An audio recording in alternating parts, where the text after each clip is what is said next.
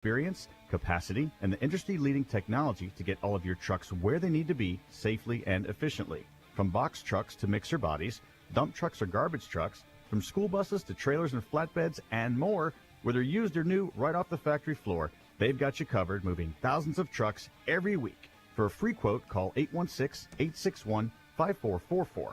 What can truckmovers.com move for you today? Nobody moves more trucks, and nobody moves them better than Truck. 2 minutes. Brad McGee from LBA Home Services. Brad, ready to take your first shot? Here we go. Bullseye. Naturally. You make it sound easy. It's not easy at all. It takes skill, experience, and commitment. And then it looks easy?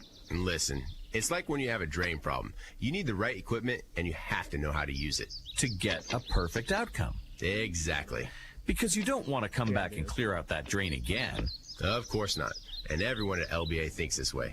Either we've done it perfectly, or we might as well not bother in the first place. Pretty high standard. When it comes to your drains, perfect is our minimum standard. Ready for a second shot? Here we go. Ah, no. Did you miss? Worse. It went right through my last arrow. But that means... I lose so many arrows that way. One simple idea, one name to remember. Just remember LBA. LBAservices.com. So, you're spending today thinking about tomorrow and maybe a new or expanded home for your family. That's good. But buying, building, or improving a home takes know-how, and that's where my friends at First Federal Bank of Kansas City can help. At First Federal, helping you know and showing you how to succeed throughout the mortgage process is what they do best. Visit them at ffbkc.com or call 816-241-7800 and check them out on Facebook. First Federal Bank of Kansas City, better together. Member FDIC, Equal Housing Lender. Family Leisure is finally Just leave having it our on. summer sale. Lots of cold and rain before has led to great deals now. Come in now for the best deals of the year. Check. Save hundreds, even thousands on Tropic Seas hot tubs, Leisure Select, Hanneman, and Jensen furniture. Locally owned and operated, shop Family Leisure for the best prices, best products, best selection. Family Leisure's summer sale happening now, where family and fun come together at Family Leisure, K10 and Ridgeview in Olathe. 913-888-7727. Awesome.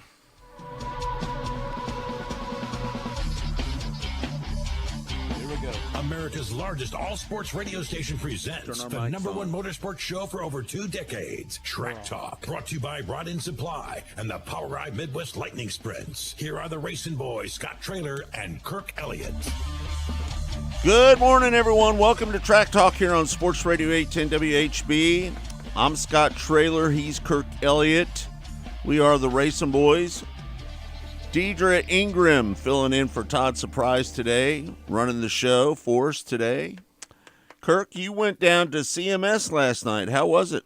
I did. It was open wheel night at Central Missouri Speedway. 305s, Power Eye National Midgets, and Midwest Power Eye Lightning Midwest Lightning Sprints out there last night. How'd it go? That might be the first time I've ever been to a race on a Friday night at Central Missouri Speedway. Right. It's really unusual. This is Tom Wilson Memorial Weekend. Of course, we've all got connections with Tom Wilson, who unfortunately he was left this life about 15 years ago. He was my partner before you were. Yeah. And so, but that was 23 years ago. 23 years ago. So 4th of July weekend is always Tom Wilson Memorial Weekend at CMS, and it's a little bit different this year. Normally they run on Saturday, Sunday. Did they have but barbecue this year it's down Friday, there? Saturday. Did they have barbecue down there this year? They didn't have the barbecue sandwiches last night. Why not? I don't know. But I think Saturday night they'll have because them. typically that is a barbecue contest. They did, down there. and we heard Alan Miller talk about the barbecue sandwiches, so I went up to the concession stand to get a barbecue sandwich, and they said, we don't have them. I was on the back straightaway. Maybe they had them on the front side. You walked all the way around to the front straightaway to get a barbecue sandwich, and they didn't have them? No. I went to the pit side concession stand. They said they didn't have them there. Oh. And I was too lazy to walk over on the other side. But anyway, tonight I think they've got barbecue sandwiches. Because night 2 is tonight. They'll have the $3,000 to win B-Mod feature and the other classes. Is this a 3-day show, Kirk? 2 days. 2 days. Friday and Saturday. Yeah. Okay. So that's kind of different. Normally So it was a Saturday, Sunday. If you want to go down there with the expectation that you're going to get some barbecue tonight, you can do that. I right? think they'll get it tonight. Right. I think so. So, but anyway, last night you're was not all positive open on wheel. that. You're not positive. I heard Alan Miller announce barbecue sandwiches are going to be available Tomorrow night. So, Alan, if you're listening, I'm taking at your word. Hey, did you go over to the restaurant? No. You didn't see Because it? the restaurant caught fire here Yeah, it's a couple of months it's kind of ago. burnt up, isn't it? Yeah. Yeah. That's sad. Yeah. You know, it was brand new. We were down there for the Midwest Lightning Sprint banquet back in January or February, I think it was. And about Easter weekend, they had a fire that devastated the place. And I'm not sure if they're going to rebuild that, but they put a lot of blood, sweat, and tears in that thing. I know it, yeah. And it caught fire. That's sad. The one thing that we know about Earl is that he's not afraid of work. Yeah. Nobody will ever say that Earl's afraid of work. Will they? No. Never. And hats off to the racetrack last night. Yeah. I thought it was terrific. Those midgets were running up on the upper lip on the outside. Right on the edge. Right on the edge. And they did a great job with the racetrack last night. There was a threat of rain that never did materialize. And they did put some water on the racetrack before the A mains, but I thought the racetrack was in really great shape last night. And Riley Kreisel comes through with his first ever win in the Power Eye Midget Series. He's won Power Eye War non-wing races before, but this is his first time that he's won a national Power Eye midget racing event, and he took advantage of Cannon McIntosh flat tire about halfway through this event, lap 12 of the 25-lap race. It looked like Cannon McIntosh is going to run away with it, and he had a flat right rear tire that forced him to the pits. They were able to get that changed, and he got back out on the racetrack, and he rallies back to a third-place finish behind Taylor Reimer, who finished second. How many cars they have? 19 midgets. 19 they had midgets. 14 305 sprints, and they had 11 Power Eye Midwest Lightning sprints. Terry Eason won the 305 sprints, and Riley Kreisel's uncle, Stanley Kreisel, won the Power Eye Midwest Lightning Sprint feature last night. I see that. So the Kreisel family did pretty well last night. So they had 11 of the Power Eye Midwest Lightning sprints down there last They night. did. Mm-hmm. One person that we're missing in the Power Eye Lightning sprints is Chastity Younger, who won the championship last year. Apparently she was involved in an auto accident here a while back, and she is recovering from that, so not able to race right now, so we missed seeing her last night. Wow. Huh. We're going to hear from Riley Kreisel. We got an interview from him. We'll You want to play that bit. right now? Well, we can play that a little bit later on. Why not just play it right now? I can. Deidre, are you ready? Plug in there, Kirk. I think it's already up and going. So here we go. Riley Kreisel, after last night's win in the Power Eye National Midgets at Central Missouri Speedway. After Cannon had his problems there, what were you thinking? Quite a battle between you and Gavin Miller. Yeah, I knew I hadn't seen anybody, so I knew the top was kind of where I needed to be. And I had seen a couple guys, I guess, roll the bottom in 1 and 2, but it seemed like they'd get to me, and then I never saw them again. So I knew I could probably get in harder down there. But obviously the exit wasn't going to be too good for me. They're early, like they kind of watered the top and it was a little slimy. That's kind of, I never really sold out to it, but once I kind of realized that even in the slime I could stay with them, I just kind of set my goals on just blowing that off and seeing what was going to come of it. Cannon got out there. That's a bummer deal, man, with the left rear going down like that. He was pretty quick. I would like to think that we had speed to stay with him. It would have been a really, really good race there, obviously. Nothing to take away from those guys. So, just a really, really good racetrack, man. We ran here in like 2015, 2016 with our midget stuff, and, I just remembered how it was, and it's about the same now, and just carry your momentum and get off on the wall. Even if the top's a long way around, it just kind of builds a ledge, and it's got some water up there, and it just seems to be kind of the faster line once you can get it burned in. Did you run any close calls up there riding the lip? No, I got a little snug once, and then Gavin slid me, and I wasn't going to let him slide me. I was going to drive around him, and I had set that in my mind, and no matter what was going to happen, I was driving around him. So that was, he didn't want to leave me any room, and he didn't, and I just got back around him. So that was a little close, but yeah, we never really got to lap traffic. I was kind of curious how that was going to play into things. But yeah, overall, it was a really good night. We bring this thing out like 2 times a year, and this is great to bring it out the first full night of the year and get a win.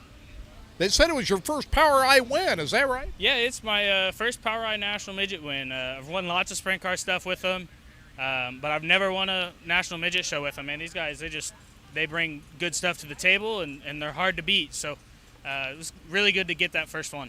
How much are you going to be running the midgets this year? Oh man, we maybe a couple more times. We'll take it to the BC race out in Indy, and other than that, there's nothing really set. We just kind of, if they come around, or if somewhere we want to go races running midgets, we'll go. So just kind of hit or miss stuff. Big Chrysler night. How about your Uncle Stanley out there getting it done? Yeah, man. I'm glad he could get it done. That was awesome to see him be able to do that, and yeah, cool family deal.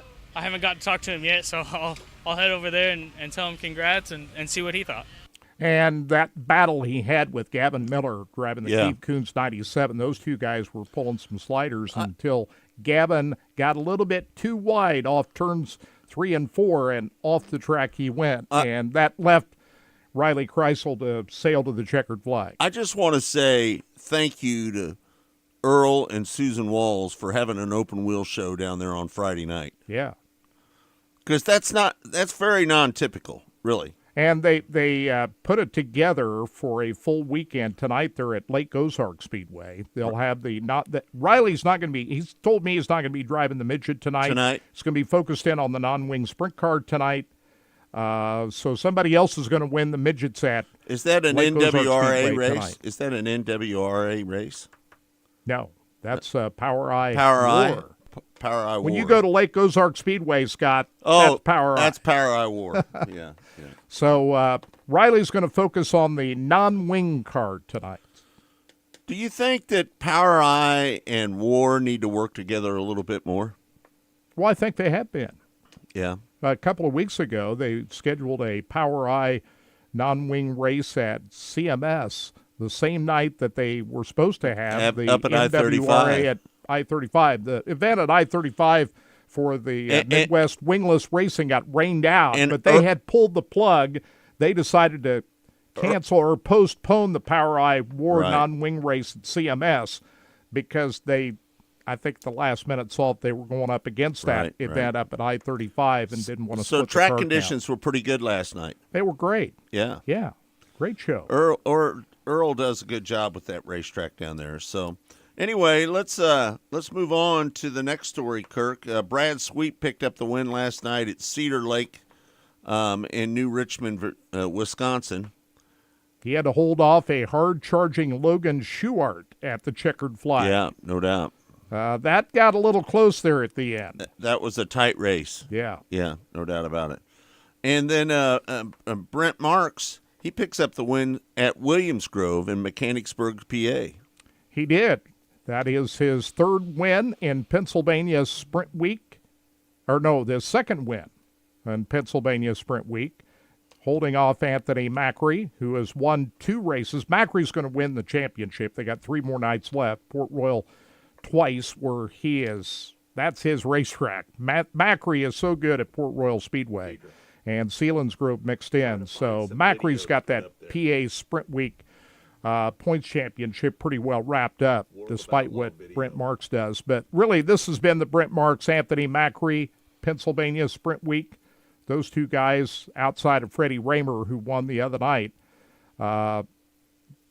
there's really been 3 winners on Pennsylvania Sprint Week, but Marks and Macri have been the 2 dominant guys on this week. Yeah, no doubt about it. But I think the best race of the night last night, we haven't even talked about, Scott. It was down at Boone County Raceway between Blake Kahn and Jack Dover.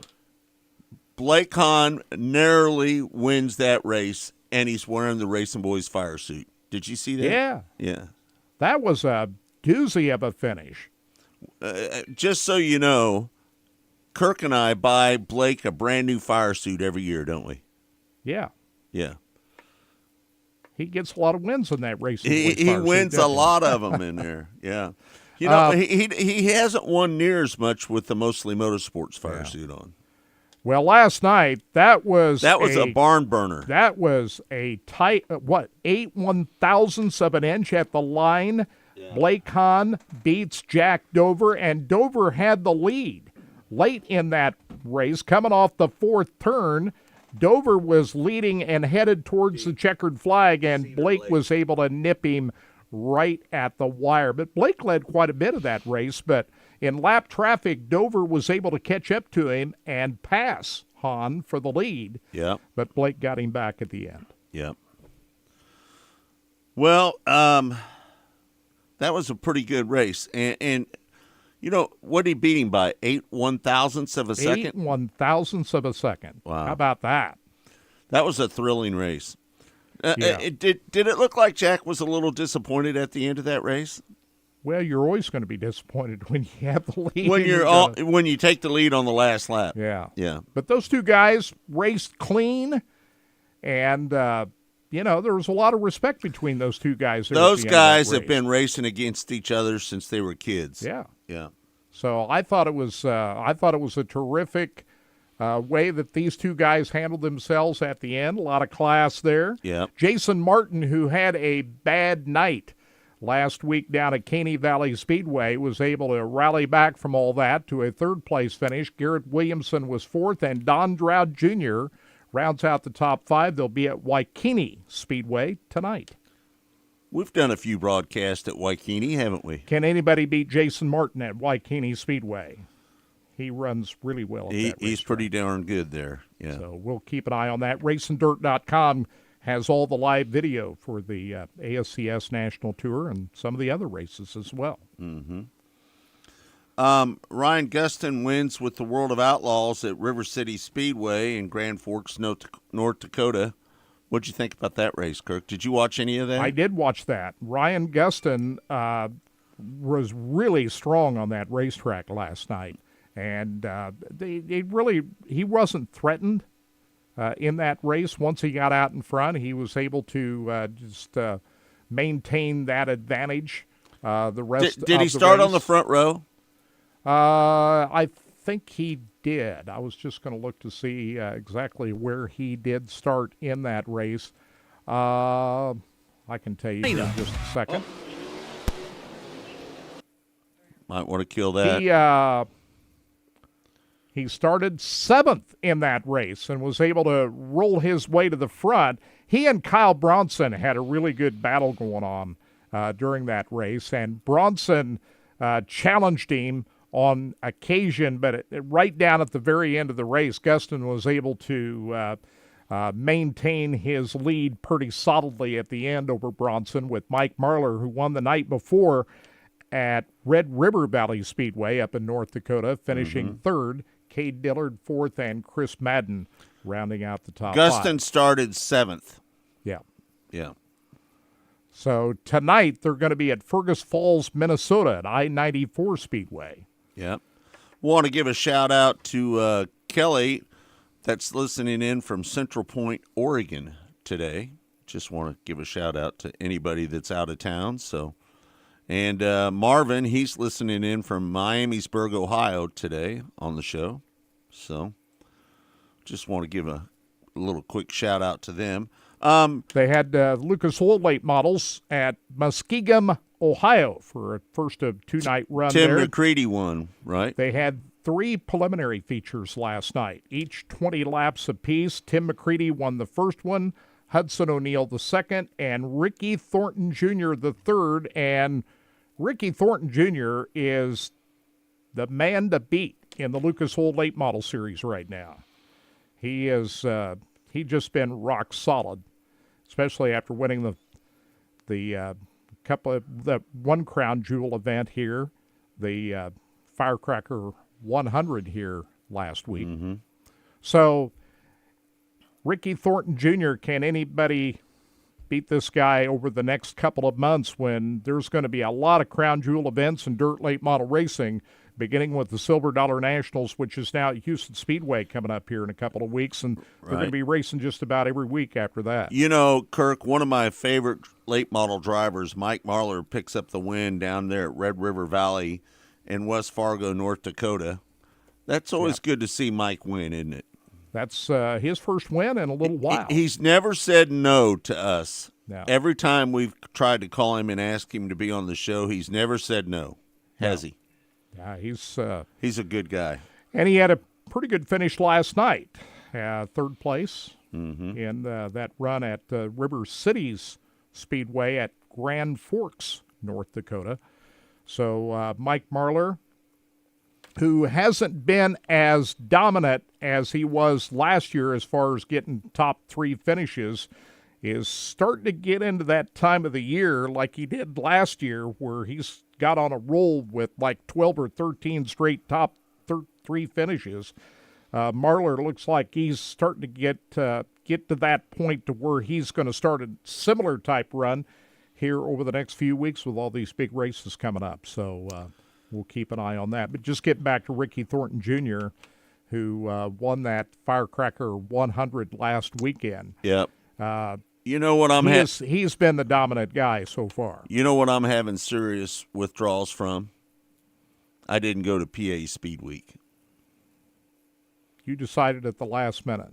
But you had a couple of other things crop up, too. Not just the weather. Well, last night we went to Tab Benoit down at Knuckleheads. Yeah. So you sorry you didn't make that trip now? I'm a little bit sorry I didn't make the trip, but, you know. They've had 5 nights. 3 of them had been rained out so far. They got rained out at Williams Grove a week ago. Only 3 nights got rained out.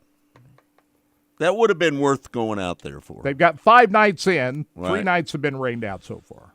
And Macri's leading the points, right? Macri's leading the points. And the way he runs at Port Royal Speedway, and 2 of the final 3 nights are at Port Royal, he's got this points championship pretty well sewn up, I believe. Oh, good job, Scott. You did call me a she this week. Good job. Laugh out loud. Kelly is a guy, just so you know. Just so you know, Kelly is a male. It's not a female. A viewer? A viewer that I've made this mistake many a times on her. I'm so sorry. Got to be careful with that. I'm so sorry, Kelly. I'm just sorry about that, buddy. Yeah. I make that mistake quite often here.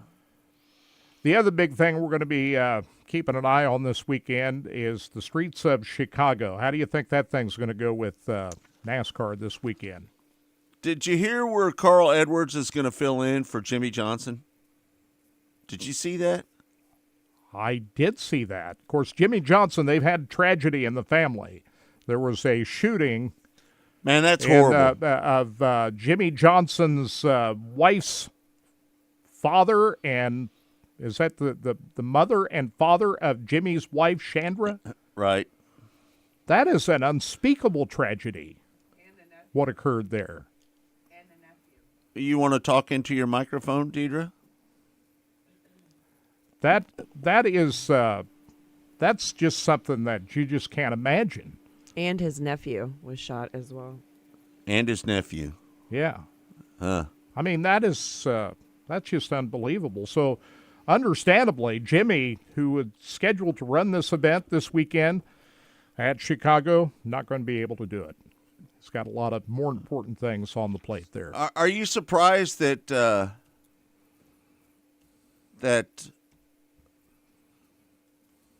Carl's going to drive? Are you a little shocked by that? Well, yeah, I am. I didn't think we'd see Carl back in a race car again, but he's showed up at 2 NASCAR events over the last 2 months. He was at Darlington. He's scratching here his a few itch, weeks isn't back, he? and he was at Nashville last weekend. He's scratching his itch. So he showed back up at the racetrack, which you and I known a lot of drivers. You've been a driver yourself, but you can still show up at a racetrack even though you're not driving. But a lot of drivers who have quit driving cannot show back up at the racetrack and stay out of it. How do you think he'll do? How's anybody going to do? I have no idea. I have not a clue. Do you feel like it's a road race, a street course race, and that's why he took that race on? Bob Pockrass, he announced this, that he's going to be driving the 84 car. Well, I think based on the tragedy that has hit the Johnson family, that he was approached by it, and, hey, yeah, I'll do whatever I can to help out. That's probably something he didn't plan on doing, but somebody asked him to do it, and under these kinds of circumstances, it's pretty hard to say no. Yeah, no doubt about it. But I'm going to be watching qualifying today because I think qualifying is going to determine maybe the outcome of the race. Where does Carl qualify? What do you think he's going to do? I doubt that the he's top gonna half be of the field. I'm going to say probably not. No, I'm going to say no. I'm going to say yes. First of all, he's never driven these cars before, this next-gen car, and I would predict that he will not finish in the top half of the qualifying. I'm just going to tell you this. Carl Edwards is one of the most talented drivers there is on the planet. Would you agree with that? Yeah. But to expect him to jump in these cars he hasn't been in 5 years. I put total faith in Carl Edwards that he's going to be able to run up front or run in the top half of the field. I am going to say no. He's not been in one of these cars since the 2016 season. He's not been in one of these next-gen cars, period, even though nobody's been on a street circuit like this. To expect him to come in here after not being in a race car for 5 years and run up front, I think that's asking a little bit too much. What did you think of last week? Ross Chastain picking up the win with the Cup Series. Kurt? Big win for Chastain. Big win for Chastain because a lot of people's been pointing fingers at him. Right. Saying he's the cause of everything that's gone wrong with NASCAR. So I think this is a big moment for him. All right, we're going to take a break here on Sports Radio 810 WHB. When we come back, we are going to play an interview that Kirk and I did on Mostly Motorsports on Monday. Again, you can listen to that show at 12 o'clock Central Time on Monday mornings. And we're going to play an interview that we did with David Gravel when we come back, right? Yeah, big night for David Gravel at Houston Speedway. I was up there for that. $250,000 he walked out of there with. Yep, no doubt. And we had a chance to talk to him earlier in the week. All right, we're going to take a break. When we come back, more of Track Talk right here on Sports Radio 810 WHB when we come back. Track Talk. Sports Radio 810 WHB. Rod End Supply is involved with a variety of motorsports as well as industrial applications with many different types of products. Since 1989, Rod End Supply has provided superior products priced competitively. Whether you're racing at the circle track or drag strip, rock climbing, or going off-road, Rod End Supply has an assortment of rod ends, radius rods, and specialty products to keep your equipment moving. Rod End Supply's experienced staff is ready and willing to help you with your needs. Their promise is to continue to provide a superior product with superior service so you can stay in front of the field no matter what it is. To learn more, go to rodandsupply.com. Howdy, folks. It's your favorite farmer, Tim Hare with Greengrass Cattle Company in Weston, Missouri. Summer is here. What a perfect time to fire up the grill and enjoy a delicious meal with friends and family. Greengrass Cattle Company can help you make any occasion a special occasion with the highest quality meats in Kansas City. Ribeyes, KC strips, tenderloins, tri-tip, picana, ground beef, brats, you name it and we've got it. And now Greengrass Cattle Company is offering free local delivery and free nationwide shipping on all online orders. Once that first bite has been taken at your next event, you will be man of the hour. Family bundles, party packs, tailgate bundles, we have it all. We have a cut of beef for every budget and will always leave you wanting more. Also, make sure to check out our popular steak vending machine inside of Front Range Coffee House and Provisions as a new way to get locally raised high-quality beef. So why not fire up the grill and cook something special today? Nobody does it like Greengrass Cattle Company. Come check out our store in Weston, Missouri, off 45 Highway, or order online at greengrasscattleco.com. ICON is seeking healthy, non-smoking men and women ages 18 to 65 to participate in a clinical research study at our facility in Lenexa, Kansas. Volunteers must be available for one stay of 18 nights and 4 outpatient visits. Qualified participants may receive compensation up to $12,700 for time and travel. Call Icon today at 913-210-5900. That's 913-210-5900. Have you checked out Creekmore lately? One of the nicest upscale golf courses in Kansas City has a beautiful renovated clubhouse, open to the public each day of the week and breakfast on the weekend. The new patio and bar is a great setting to watch all your favorite sporting events. The patio is also available to host birthday or graduation parties, wedding receptions, or just about any event. For more information or to schedule your next event, give Rick Scott, General Manager, a call at 816-331-2621. The Golf Club at Creekmore. So, your only short drive of the day will be getting there. 30 seconds, 30. Mania Superstore is now open with a huge selection at the best prices. 3 miles south of Olathe on Highway 169. They have the coolest thing you'll ever see, Pyro Scan. Just scan the barcode and watch the fireworks before you buy them. Check them out online at firework-mania.com. The Firework Mania Superstore is the nicest fireworks store you've ever seen. Located just 3 miles south of Olathe on Highway 169.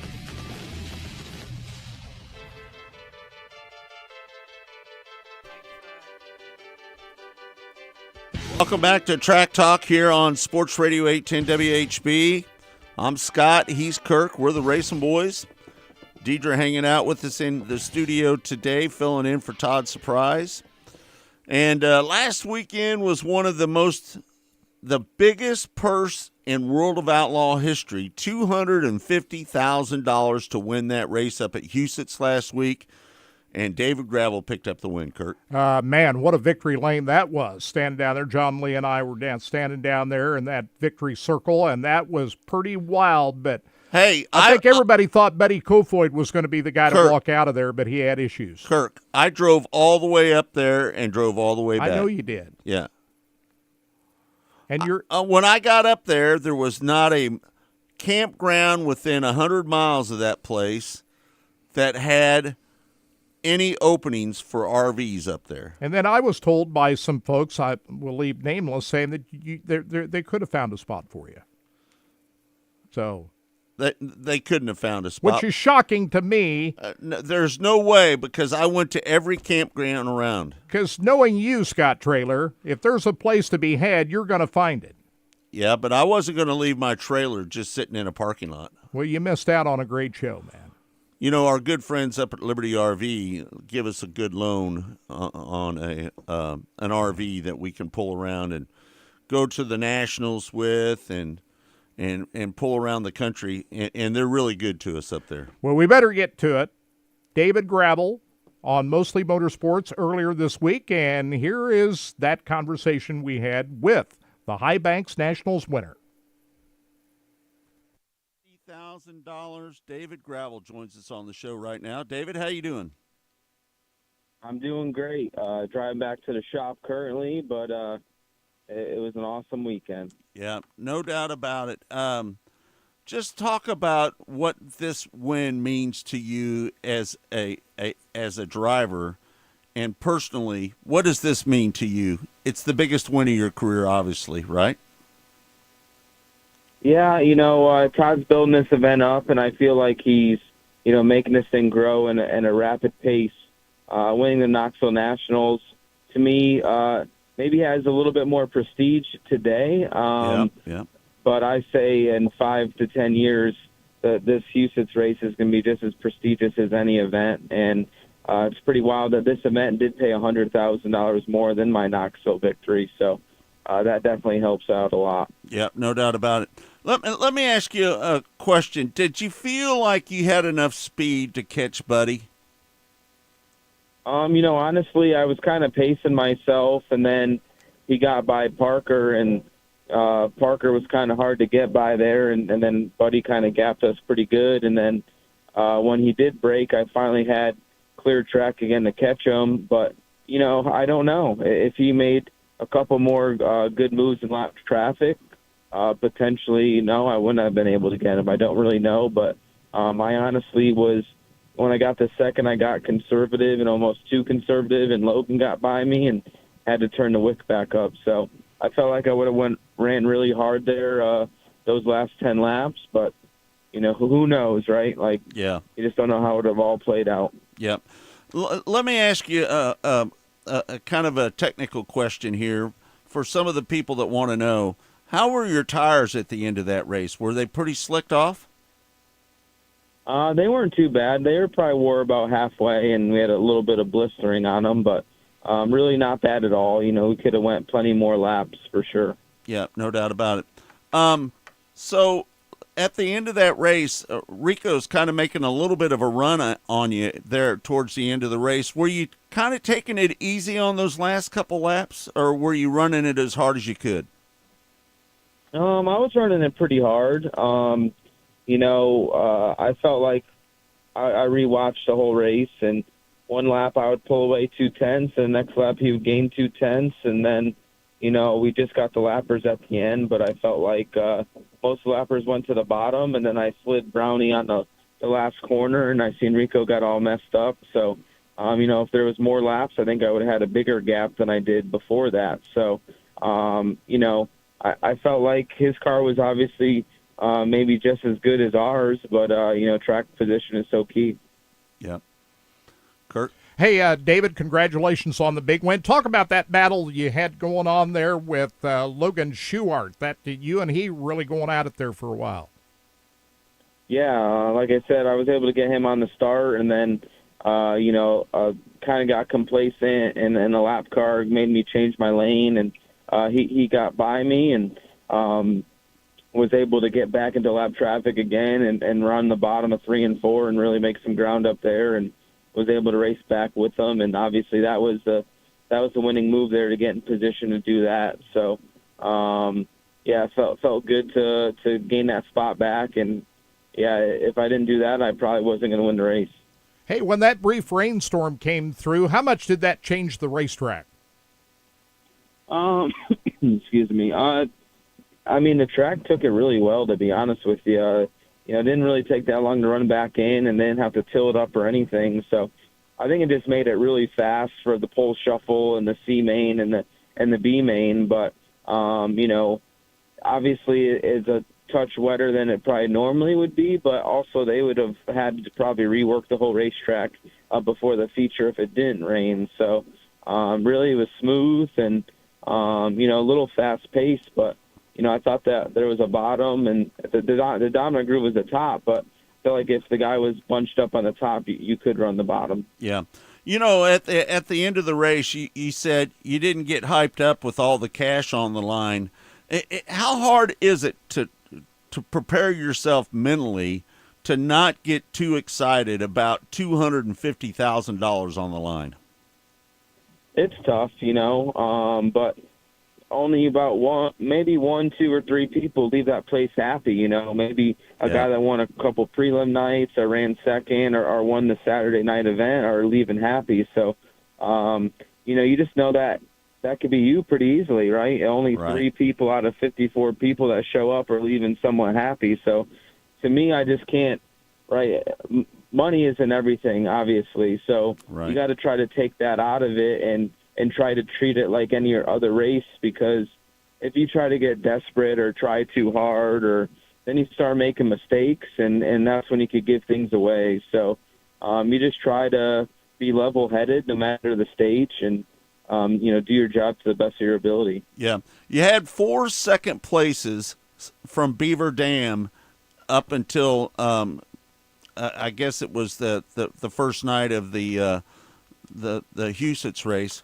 So tell us about that. Was that frustrating to you to have that many seconds in a row? A little bit, but going back, 2 weeks before Beaver Dam, we won a race, and then the week before at Knoxville, we won a race. So we had 2 out of 4 there before going to Beaver Dam, and then running second both nights. The second night was frustrating because it was obviously 20,000, and I thought I had a real opportunity to win that race. And then, started Huset's off at 2 seconds, but we started 12th and 7th in those features, so it was a good effort for us to run second from that position. And then, the third night we started 7th again and ended up running 5th. So it's one of those things. after a fourth second in a row, you want to win for sure. And I was hoping I wasn't going to run on the podium or run fourth or fifth on the final night either. I was hoping that we were going to get a win, and we did. You're 10 points out of the lead with Brad Sweet. He's ahead of you by 10 points. It looks like it's a three-car race right now. It looks like it's between Brad Sweet, yourself, and Carson Macedo. He's 40 points back. Do you feel like this is your best chance to win a championship this year? Yeah, I think so. I think we've been the more consistent car. We've been the better car, to be honest with you. We just had a part failure one night and then had the driver mess up and crash another night. So realistically, we've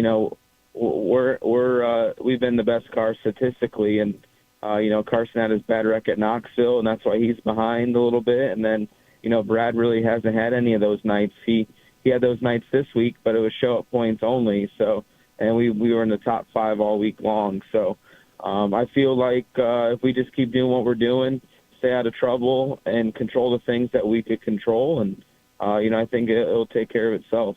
How'd that change your approach, not having to worry about season points at this event?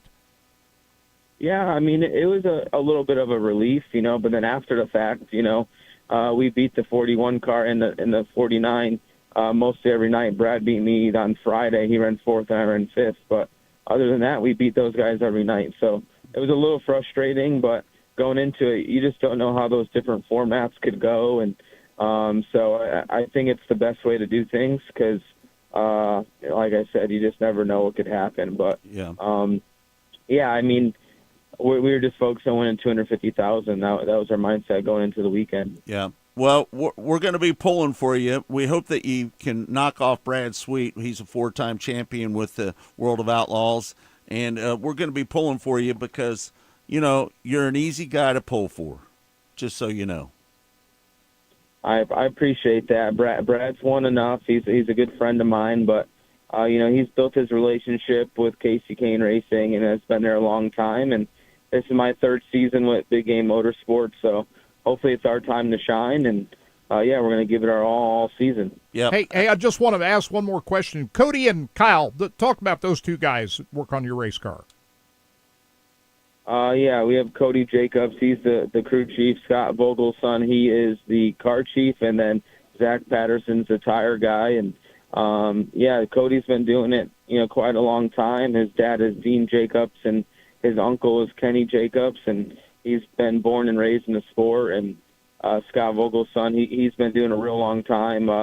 Been in the sport for probably 40 years. And Zach's pretty new. He tried to do a little racing himself, and he's only about 23 years old. And they all work hard. We always have our bumps in the road, but we just try to strive to be better every day. And everything's been going pretty well. So me and Cody's relationship is in a good and healthy place, and I feel like it's showing. Yeah, Scott I met, not Scott Vogelson is who I was talking about. Yeah, those two guys are really hard workers, and boy, it takes that kind of consistency to really make it work, doesn't it? It really boils down to it's hard to get a lot of people to travel up and down the road as many nights as you guys run, isn't it?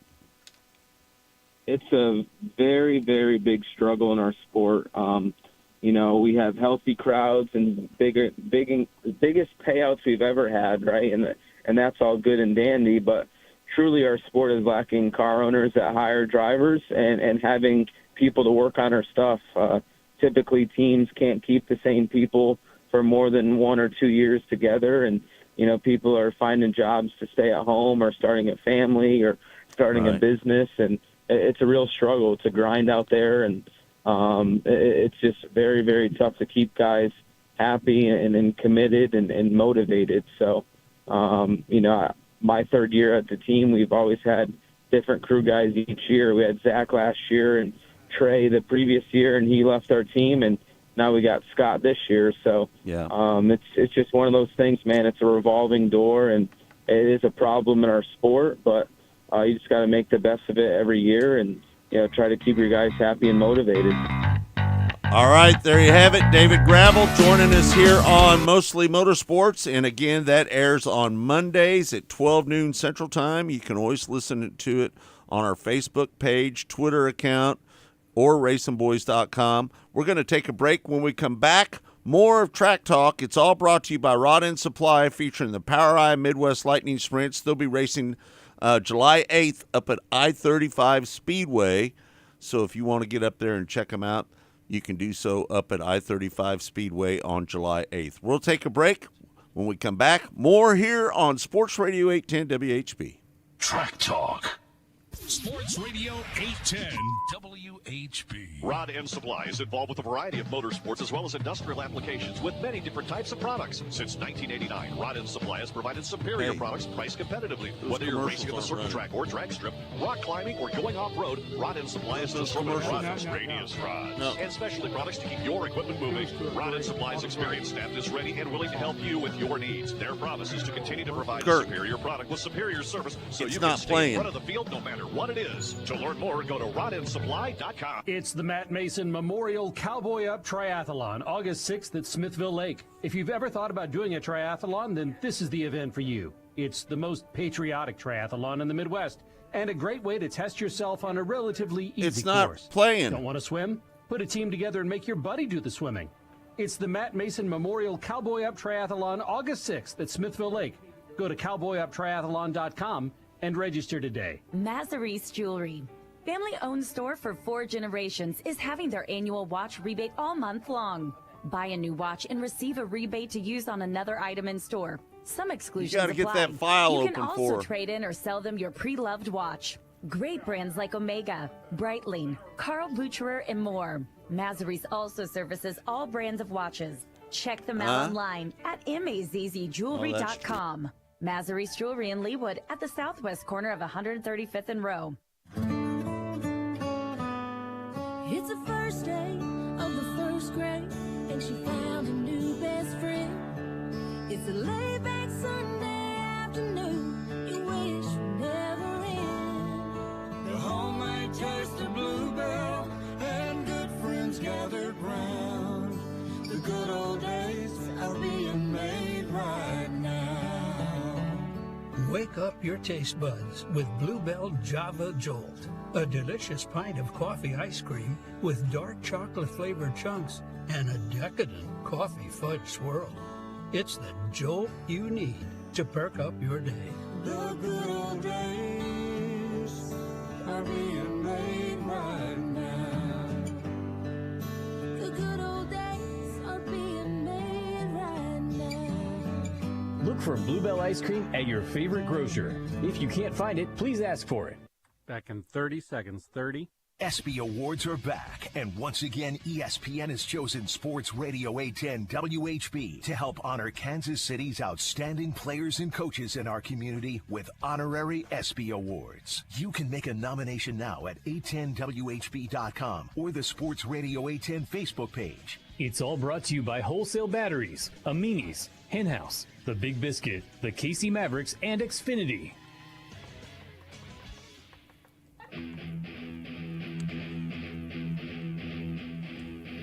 Welcome back to Track Talk here on Sports Radio 810 WHB.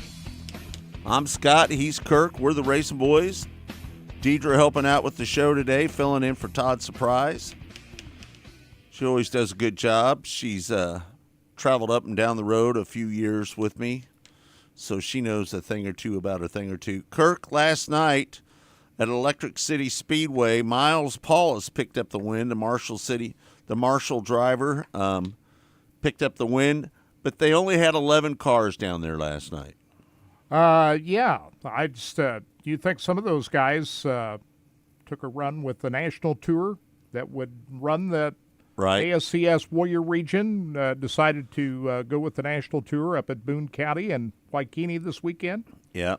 I'm not sure how many that would involve, but are we getting to the point now to where running events up against the national tour, if it's within Could 2 or be 3 detrimental. hours, maybe might rethink that?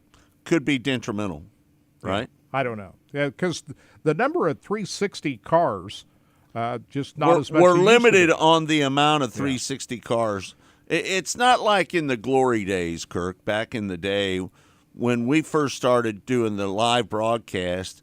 we had everybody that was anybody in the series. We had Jason Johnson, Shane Stewart, Gary Wright, Wayne Johnson, Brady Bacon, Seth Bergman, Jack Dover. There was just a really good group of star-powered drivers that ran in the 360 class back in the day. And the Warrior region, if you remember, there were 20, 25 guys that ran that series on a regular basis that ran no national tour events. Right. You had them on a weekly basis at Lake Ozark Speedway back in the day. There's just not as many of those guys still around. Jonathan Cornell is not racing anymore. The problem is that when 360 racing, and I'm just going to say this, and I'm not sure who it's going to offend, but when they allowed the Ford motor to come into the game, remember when Roush Yates came in and they brought that motor? That motor was like $55,000 or $60,000. And then what happened is all the other engine builders started to raise their prices on their motors. Drove up the cost. And that's why people are now migrating to the 410 ranks, because the cost is nearly the same except for the freshening up of the motors. The motors themselves, you got to freshen up. A 360 motor, you can freshen up about every 25 nights. A 410 motor, you've got to freshen it up about every 12, 13 nights. That would be the maximum that you could run that motor, a 410 motor, 12 or 13 nights. And those rebuilds, they cost a little bit. They're about $10,000, right, to have a motor rebuilt.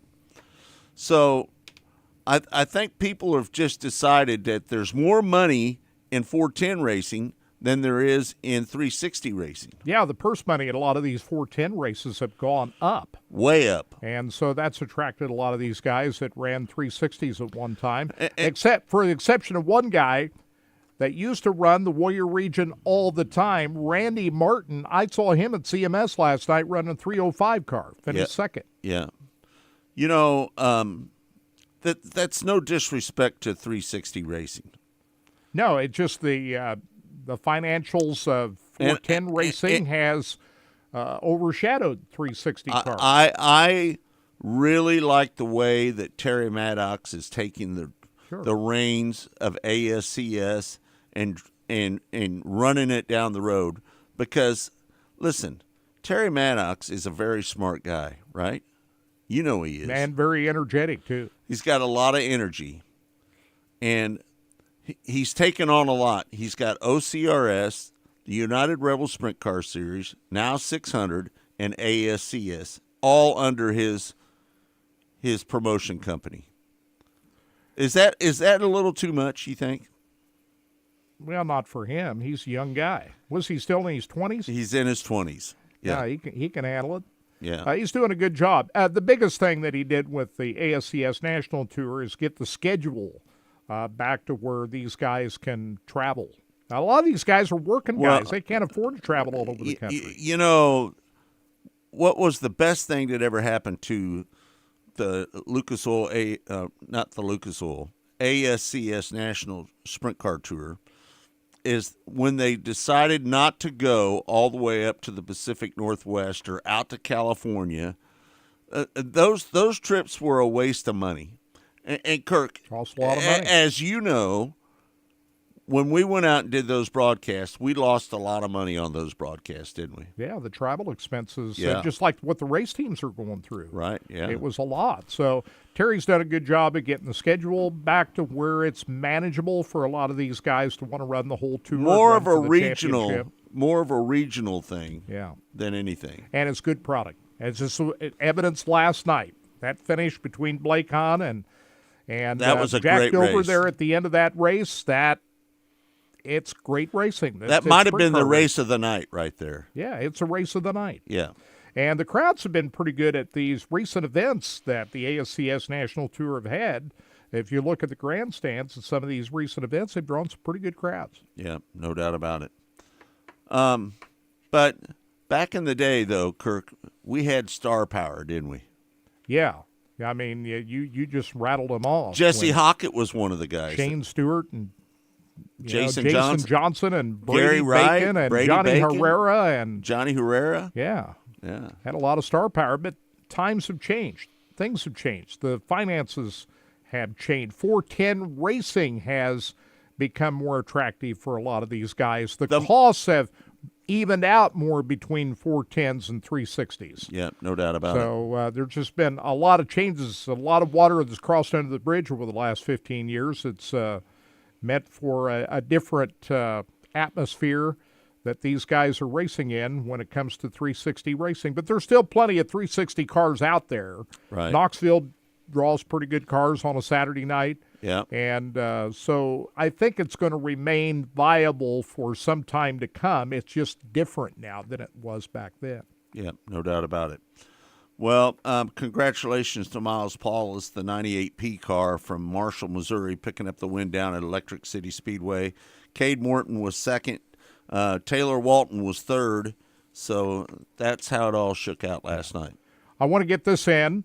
Late model fans, it's still on. I-70 Speedway tonight. It's going to be hosting the MLRA. Are you going to go out there? I haven't decided yet. I've got two choices to go to. My home track, Adams County Speedway in Corning, Iowa, which also is hosting a late model event tonight. Yep. The Gail and Karen Hampel Memorial that pays $3,000 to win for the Malvern Bank Late Model Series. Thinking about going to that. It depends on what Mother Nature does, if it rains that out or if Mother Nature decides to interrupt the event at I-70. I'm going to go one of two places, I-70 or Adams County. We'll see what there's a good chance of rain today, isn't there? I think there is. I think there's a pretty good chance of rain today. It rained a little bit last night. We need it. We need the rain. But you need we it just don't want it to rain at the time we get these races in. That's all. I want to give a shout-out to our friend Ben, who's listening in from Australia. How about that? Welcome, Aussies fans. So I was just going to mention, they're going to run the Show Me Vintage racing cars with the MLRA late models out at I-70 tonight. So that's a fast joint. It's going to be interesting to see how many cars show up for that event. And Mother Nature cooperates out There's here. A chance of rain all day. Still on as of now. There's a chance of rain all day today, and it picks up 20%, and then 30 and 40% at 4 or 5 o'clock, and then it goes back down to 20% tonight. Don't pay attention to those percentages. They mean nothing. I know it. If I would have only known. If I would have known, I would have went to PA. Yeah, I mean, you watched the forecasters when it said it was going to rain all week, and you decided not to go. I know it. Or you wish you'd have gone now? I wish I would have went now. More than you even know. Well, there's still. I wish I would have went. Port Royal Speedway is still left on the docket, and there's 2 nights at Port Royal. That would. Hopefully they get it in tonight at Port Royal Speedway. They've had enough rainouts there already this year. Tomorrow night at Selinsgrove, and then back to Port Royal on Monday night. Before you make a declaration of whether it was a mistake to stay home or go, let's wait till the next 3 nights happen, and then we'll make that. We'll make that conclusion. Yeah. Right. Yeah. All right. Thanks everybody for tuning in to Track Talk here on Sports Radio 810. Hour number 2 coming up on our Facebook page. You can watch it on Twitter. You can watch it on racingboys.com.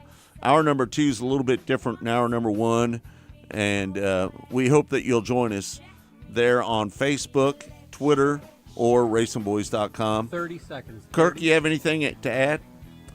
Nope, except head out to the racetrack tonight. Don't let the weather stop you. Just go, and if it rains, it rains. All right. Thanks, everybody, for tuning in to Track Talk here. It's all been brought to you by Rod End Supply, featuring the POWRi Midwest Lightning Sprints. Again, they're going to be racing up on July 8th at I-35 Speedway. We'll see you next week right here on Sports Radio 810 WHB. Thank you, gentlemen. Rod End Supply is involved with a variety of motorsports as well as industrial applications with many different types of products. Since 1989, Rod End Supply has provided superior products priced competitively. Whether you're racing at the circle track or drag strip, rock climbing, or going off-road, Rod End Supply has an assortment of rod ends, radius rods, and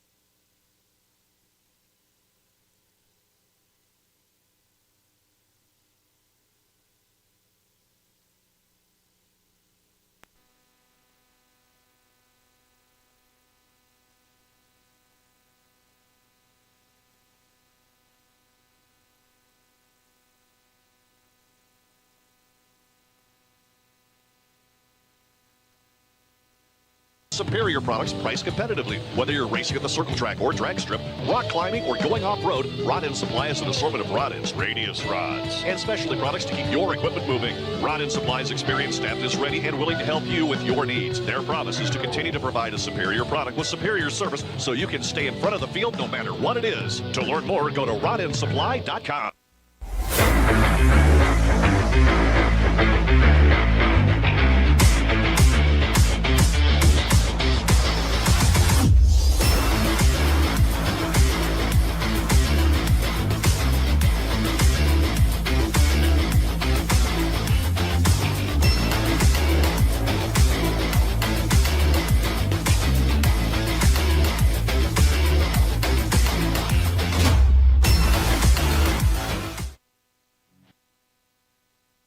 Spirit Specialty Sportswear in-house. We do all of the screen printing, all the embroidery. We do some vinyl. The other add specialty items like your pens, magnets, notepads, calendars. You can actually buy that, build your business to make it larger. We have the largest screen printing process and the largest embroidery anywhere around in the area. We can do stuff all the way from your school clubs to sports teams, a professional look in the office. If you can imagine it, we can do it for you. Rod End Supply is involved with a variety of motorsports as well as industrial applications with many different types of products. Since 1989, Rod End Supply has provided superior products priced competitively. Whether you're racing at the circle track or drag strip, rock climbing, or going off-road, Rod End Supply has an assortment of rod ends, radius rods, and specialty products to keep your equipment moving. Rod End Supply's experienced staff is ready and willing to help you with your needs. Their promise is to continue to provide a superior product with superior service so you can stay in front of the field no matter what it is. To learn more, go to rodendsupply.com. Rod End Supply is involved with a variety of motorsports as well as industrial applications with many different types of products. Since 1989, Rod End Supply has provided superior products priced competitively. Whether you're racing at the circle track or drag strip, rock climbing, or going off-road, Rod End Supply has an assortment of rod ends, radius rods, and specialty products to keep your equipment moving. Rod End Supply's experienced staff is ready and willing to help you with your needs. Their promise is to continue to provide a superior product with superior service so you can stay in front of the field no matter what it is. To learn more, go to rodendsupply.com.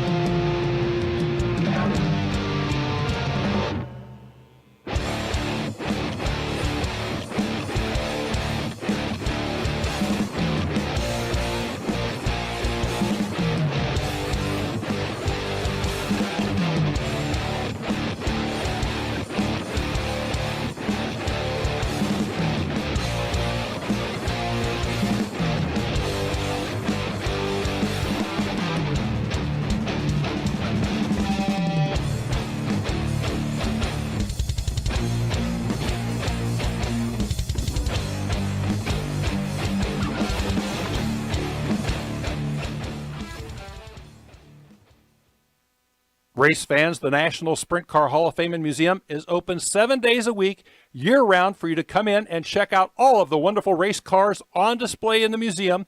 And our online store at sprintcarstuff.com is open 24 hours a day for you to check out everything that we have in stock for sprint car fans. Whether it's for a birthday, anniversary, or Christmas, sprintcarstuff.com has it all. That's at the National Sprint Car Hall of Fame and Museum in Knoxville. Go harder, faster, stronger with Rod End Supply. Whether you are running industrial, farming equipment, or a race car, Rod End Supply has the assortment of rod ends, radius rods, and specialty products that will help you lead the field in performance. Our superior design means our rod ends last longer and perform better, giving you the edge on the track and saving you money. Contact Rod End Supply or order online today at rodendsupply.com. We don't just sell them, we race them. rodendsupply.com. Serving the racing community for over 30 years. Hey everybody, this is Larry the Cable Guide. You are listening to RacingBoys.com, and if you're not, I swear to you, get in your truck or do something, but get the hell out of this country, because you don't belong in it if you don't listen to these fellas. It's time for America's most unique motorsports show, Track Talk, brought to you by Rod End Supply and the Power Ride Midwest Lightning Sprints. Here are the Racing Boys, Scott Traylor and Kirk Elliott.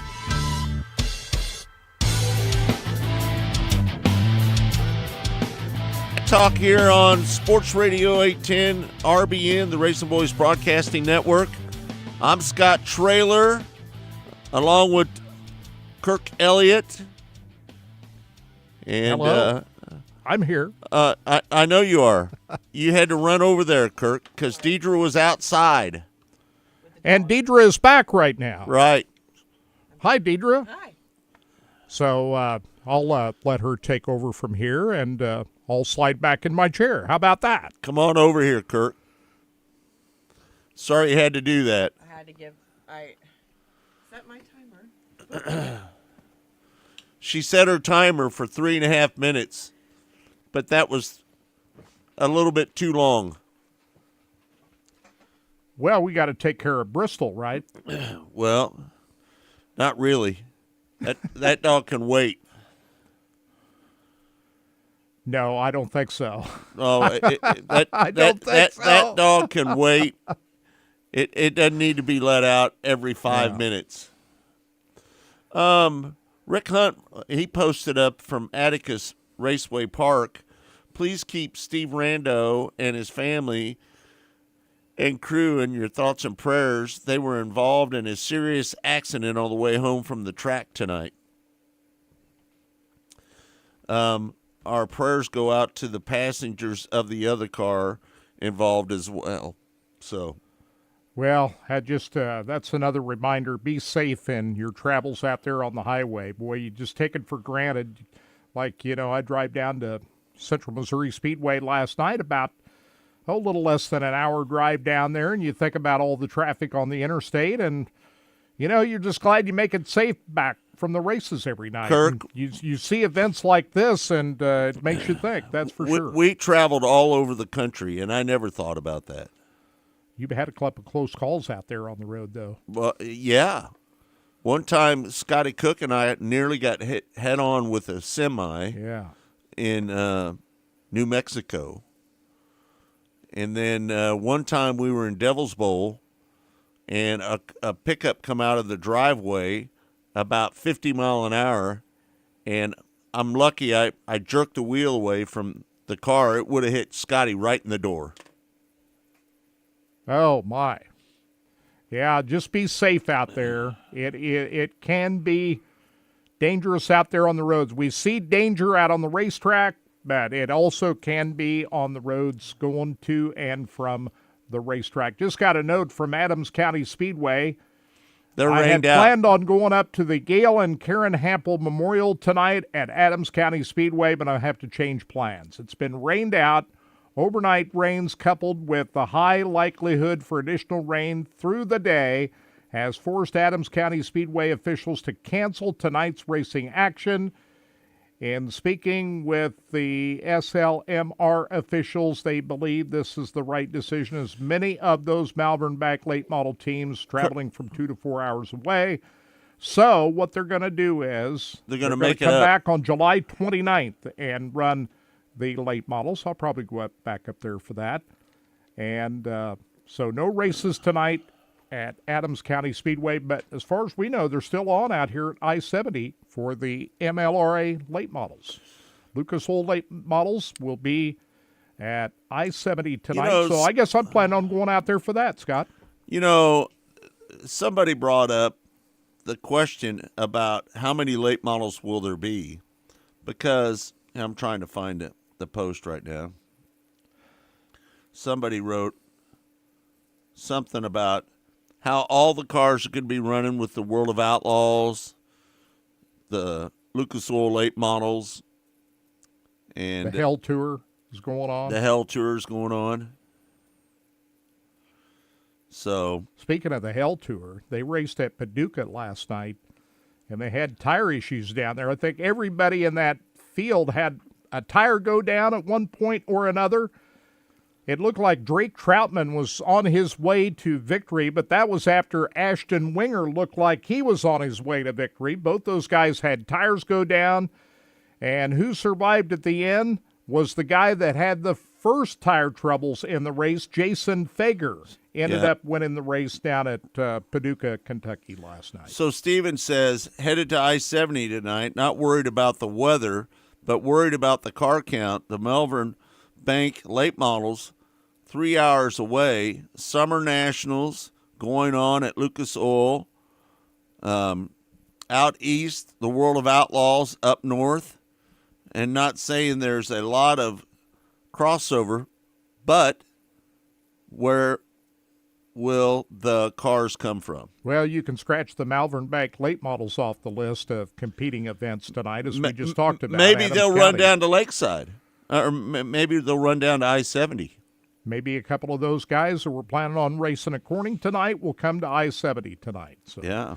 We'll see what Mother Nature does about that. But, yeah, a lot of late model events going on tonight. We already talked about the World of Outlaws up in Minnesota tonight. They've got the Lucas Oil late models out in Ohio. The Hell Tour is going on tonight. And now the Lucas Oil MLRA, they were supposed to run last night up at Columbus Junction, Iowa. They got rained out. Yeah. So we'll see how many showed up. You and I both went to a late model event out there last year. The Lucas Oil Late Model Series was out there. It's a good show. And, but they... Those guys were hanging the throttle wide open around that racetrack, and they had some overheating issues out there that night, if you recall. Yeah, no doubt about it. And listen, if they widen out that track, if they get out there and they push the groove up, that track is a completely different racetrack when they widen out the groove. The problem is that they're so fast that everybody just dives to the bottom and runs around the bottom of the racetrack. When they widen it out, it gives people opportunities to make some passes, because you don't see much passing out there, right? Well, we've seen some good races out there. No, we have seen some good races out there, but I'm just saying they need to widen out the groove. Because when the All-Stars were out there, remember when the All-Stars were out there, Kurt? They widened out the groove, and it was excellent racing. Yeah, and the non-wing event that I saw out there in April was a good show. Yeah. So the whole factor is, let's hope it doesn't rain at all. I don't know how much it rained overnight out there, but we need it to be slicked off and, to where it's not so, heavy, tacky. You don't want that. Yeah. We'll see how it goes. But, yeah, I'm going to be interested to see. I hope they get at least 20 cars out here tonight.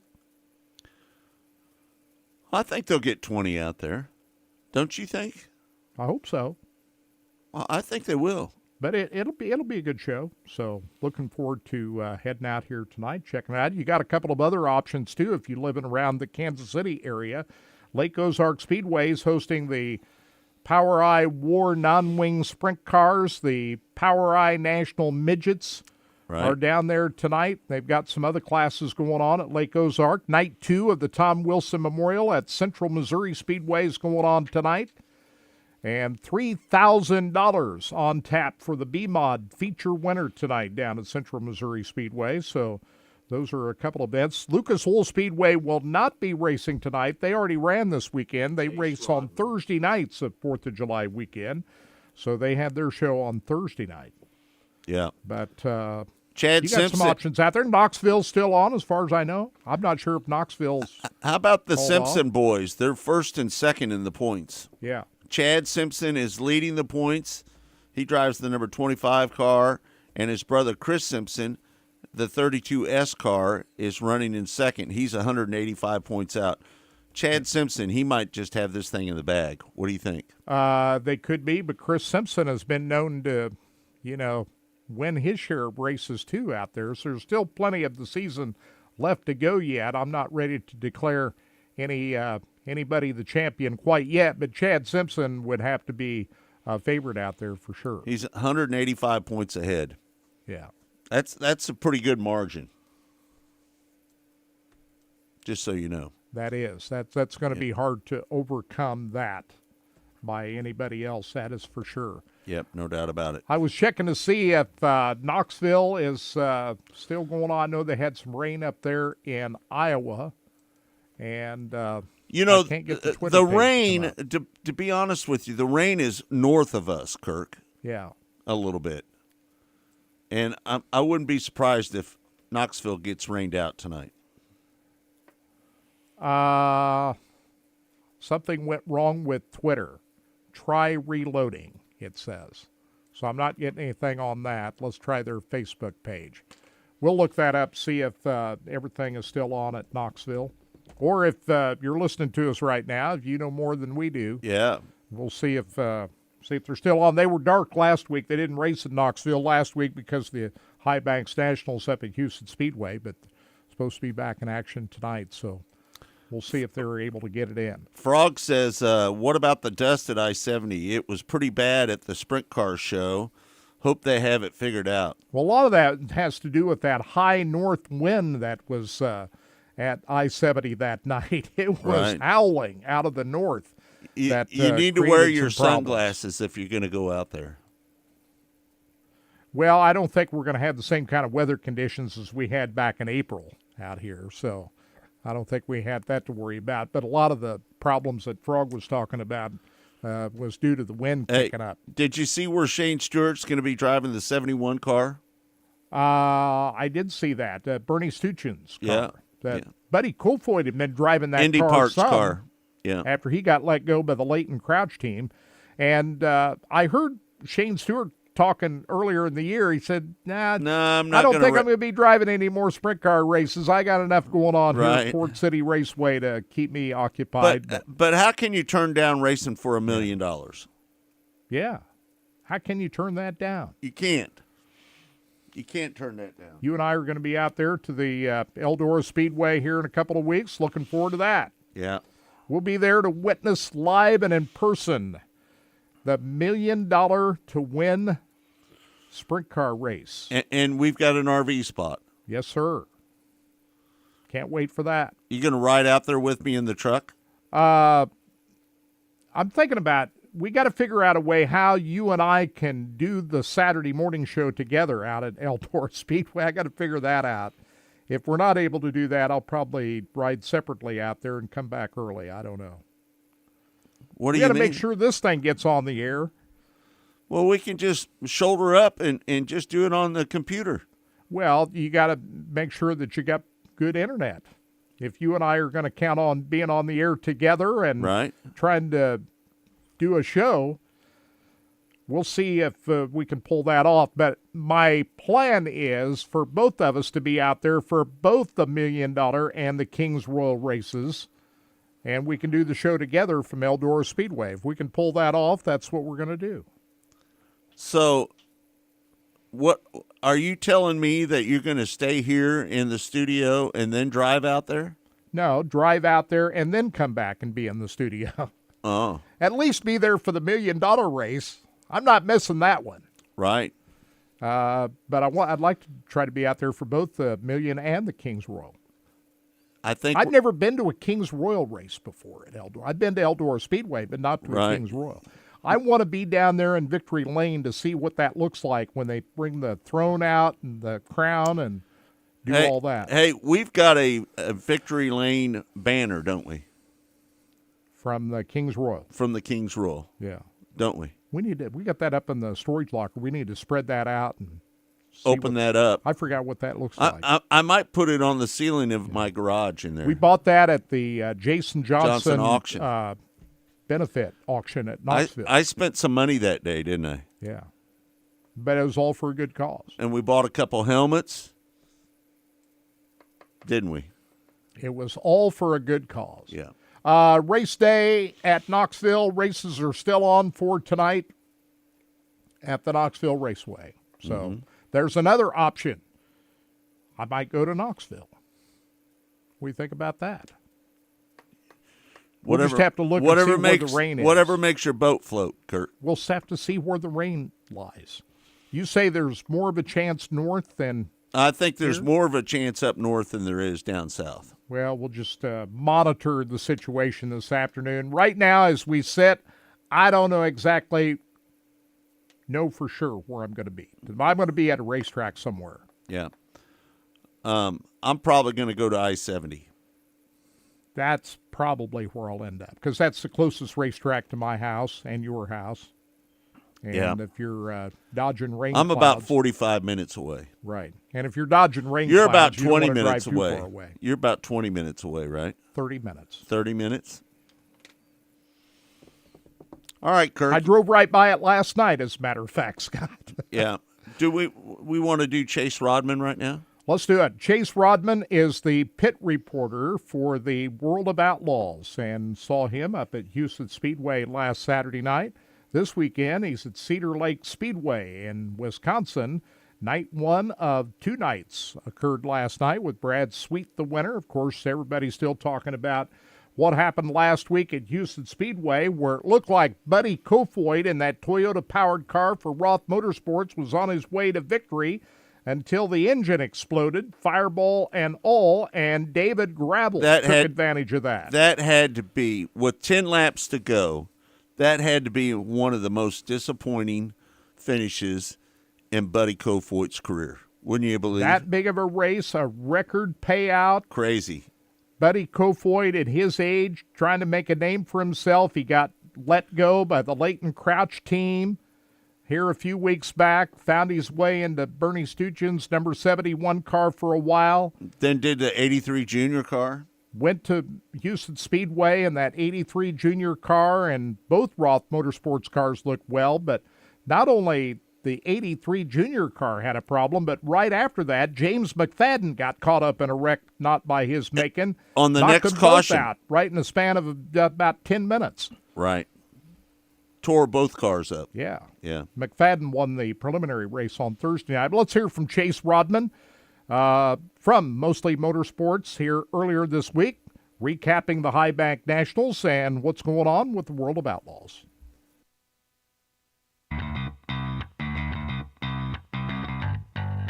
Did you feel that Buddy had that race won? I do. I think he was, obviously Gravel had the best, probably average finish of the week. I think he was second, and fifth throughout three prelims. Right. But I think Buddy was the best car just about all week. He was top five, or he was second and third, and then that first night he was in the top five and had something break. He finished 13th. But all week it seemed like he was the most consistent guy, just didn't really have that result on that first night to show it. And then, dude, in traffic, he was not missing a beat getting through lap traffic on Saturday night. And, it was really just his race to lose at that point. And then, obviously, we all know what happened as his engine let go. But you hate to see that because I've seen some guys on Twitter, that say that, I'm not going to name any names, that, Buddy Kofoid, he's never going to win a big crown jewel race. Well, he was 9 laps away or whatever it was from winning one, and It wasn't even his fault. So that was tough to see. Racetrack, David Gravel continuing to work the traffic, trying to keep pace with late race leader Buddy Kofoid. Is that what happened? I didn't get confirmation, but I'm assuming. I mean, there was so much oil, behind that car when he rolled down pit lane. I mean, it was all the way down pit road. It was just pouring out of it. So it was it's pretty catastrophic. I went back and watched the highlights, and I didn't get to see that giant fireball that flew out of it when he came onto the apron. But that was pretty crazy. Yeah, Kurt. Oh, I was gonna say, the lap before that, you saw a little puff of smoke. I was standing up in the grandstand area, and the guy standing next to me said, "Uh-oh, this was a lap before Buddy finally had it blow up a little puff of smoke coming out," and he just shook his head, and sure enough, that was about as big an engine grenade as we've seen in a long time. Yeah, so I was sitting in the infield, obviously, and I was watching him, and his girlfriend, Buddy's girlfriend, Asia, was kind of standing a little bit close to me, like behind me, and I was, watching her every now and again to see what her reaction was. Obviously, she was probably a little bit nervous for him, but as soon as he came off 4 and I saw that smoke come out, I put my hands on my head, and I was like, oh, my God, and then, she saw me, and she flipped around, and then all of a sudden it started pouring out of it, so that was just such a heartbreaker. I grew up, racing with Buddy, not in the same division, but in Outlaw Karts, I was about, a couple divisions above him. And then when I started announcing, I was announcing when he was, 8, 9 years old. So I've known him for a long time, and it would have been really cool to see him get that win, but obviously it just wasn't meant to be. Let's talk about how big a win that would have been for his career had he been able to pull that off. $250,000, not a full-time World of Outlaw ride, just what that would have meant had he been able to close that off.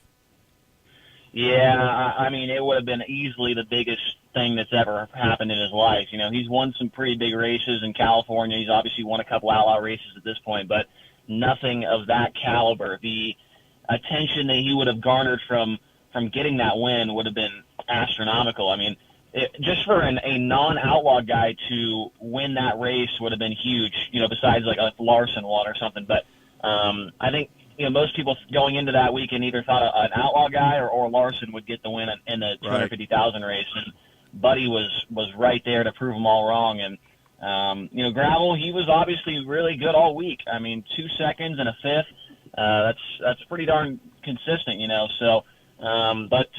Maybe, I mean, obviously it showed right there. Those guys right out of the gate, they had one weekend together, Buddy and Roth in California. They did not light the world on fire. They didn't win or anything. But the second weekend together, and they were that good. So I know they're going to be together for the next 2 months or so, and I'm excited to see where they go and what they can accomplish together. Right. No doubt about it. Listen, it was a bad deal because the next caution that came out, McFadden, he wadded his stuff up too, and it took out both of the Roth cars. That was a little bit of a bummer, wasn't it? That was probably the worst 3 laps, in that Dennis Roth could have possibly imagined. I'm pretty sure he wasn't there. He's probably watching at home, obviously, but he was probably really, really happy with how things were going, and then all of a sudden it went from literally bad to even worse in a matter of like 3 laps. But I honestly think that, he's probably upset, but to be able to do what they did this week, lead 30 laps or whatever it was at the 250,000 race, get a prelim night win, and get Buddy 2 podiums along the way, he's got to be feeling good that car is fast right now. Yeah. Did you talk to cars, I should say. Did you talk to Buddy after the race? What was his feelings? I did not talk to him. I'm one of those guys that does not like to talk to guys after they just, got eliminated from potentially a life-changing deal, even if it's like a 10,000 win outlaw show and some guy gets crashed out of it or something. Unless I'm super, super good friends with them, I try to just let those guys, deal with it on their own. I hate getting involved, but I was standing there when Buddy got out of the car and took his helmet off, and obviously the disappointment was pretty apparent there. So, and the thing is, there's just nothing he could have done. He was running the car as hard as he could, and it was not his fault at all. Yeah. He showed a lot of class, though, didn't he? I mean, I mean, he reacted. He's still a young guy. I mean, he showed a lot of class still when he crawled out of that car. I mean, if that was me, I would have gotten out of the car, threw my helmet across the pits, and punched him in the face or whatever. I mean, I would have been losing my mind. Yeah, no doubt about it. So, what does this win mean for David Gravel? He's 10 points out of the lead for the World of Outlaw Championship right now, and he felt like when we talked to him just recently, he just said that he felt like that he's got his best chance to win the championship this year. Do you agree with that? Yeah, I would think that it's definitely right there. I mean, last year he was obviously really close as well. But yeah, 10 points back. It's just, I was telling this to somebody, it's like crazy that Brad Sweet 2 years in a row at the High Bank Nationals, he flipped last year in a wreck with Rico, and then this year he blows an engine. But all of his problems mostly seem to happen at races that don't have points involved with them. I don't know why they don't happen when the points are on the line, but other than that, Gravel, in my opinion, he's paid his dues. He's been out there for a long time. He's proven that he is one of the best outlaw guys that we've ever seen with his stats, his quick times, his feature wins, over 80 wins now. A lot of the crown jewel races. I think he's just missing the King's Royal, if I'm not mistaken. So I think that he's got his dues paid, and he deserves the World of Outlaws Championship. But can he pull it off? Last year, he kind of choked at Charlotte, right? He came in like 12 points behind and finished behind Brad all 3 nights when he was, in my opinion, he was one of the favorites to go in and win those races. He's so good at Charlotte. And then he went in there and laid an egg. So hopefully, and that's the thing. It's hard to win the first one, right? It's hard to get the first one out of the way. But once you do, obviously we see what Brad's been able to do after that. Right, yeah. And statistically, he has been the best driver so far this year. He's got 25 top 5s and 30 top 10s. He's got 7 wins in 34 starts. Statistically, he's a little bit better than Brad Sweet right now. Brad's got 19 top 5s, 30 top 10s, and 5 wins. Yeah, he's definitely been the most consistent, but the problem with David's always been his DNFs. He's had 2 DNFs this year. That one, I remember the ones in particular at Hobstop, which was not his fault. He, blew a rear end or blew the gears out of it, I think it was. And I can't remember the other one, but Brad he does not DNF very often.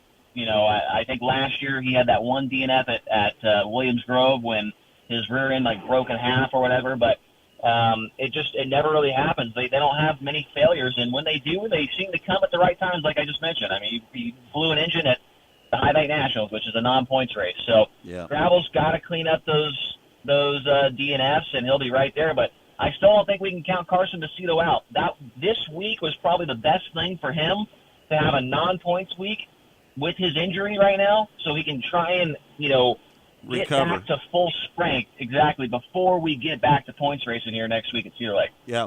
Hey, speaking of Brad Sweet, he started 22nd and he ended up running 7th. That's a pretty good run for him through the field, wasn't it? Yeah, that's pretty good. I don't think that's what he was obviously wanting. I just feel like he all week really wasn't that, incredible. The first night he barely made the show. He's last guy in out of the LCS, and he passed the guy the last lap or something, and finished 16th. And then, no podiums all week for him, which was quite the surprise.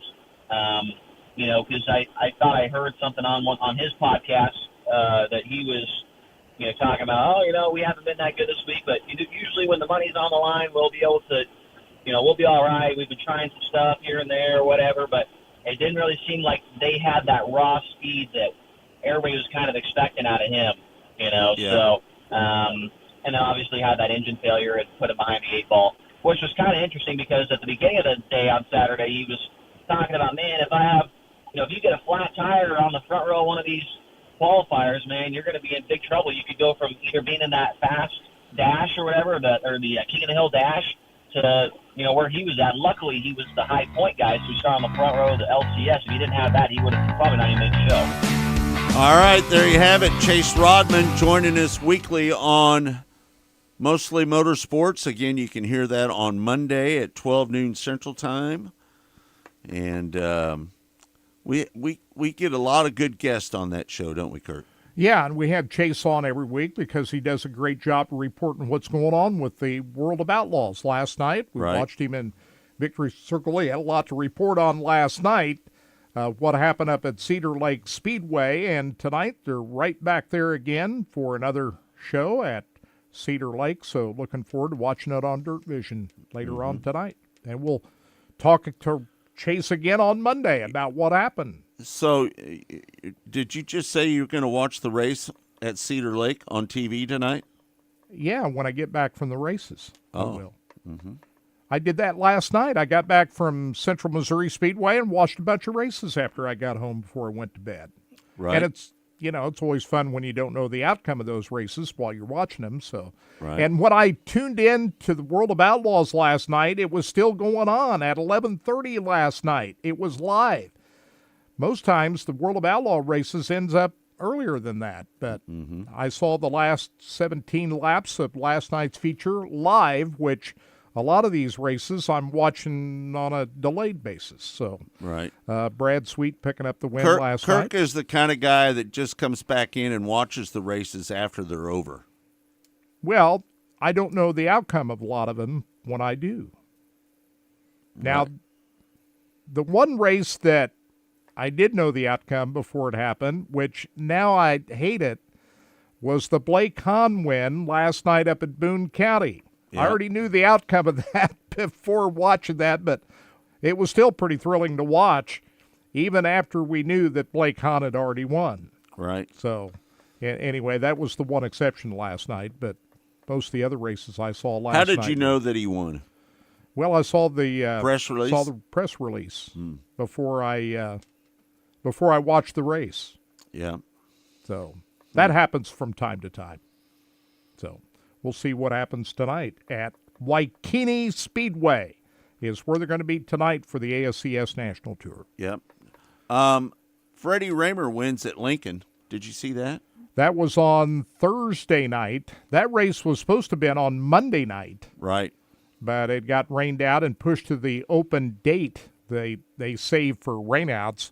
And so Freddie Raymer, the real battle was between Marks and Macri for second.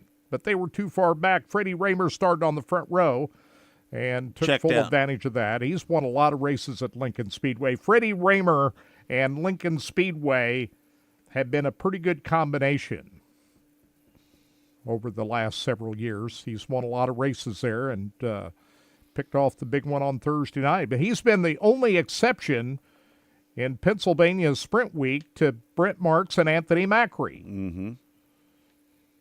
Because those two guys, Macri and Marks, have been the dominant forces at the other races this week. Yeah. Did you see where Bobby Pierce wins up at Mason City?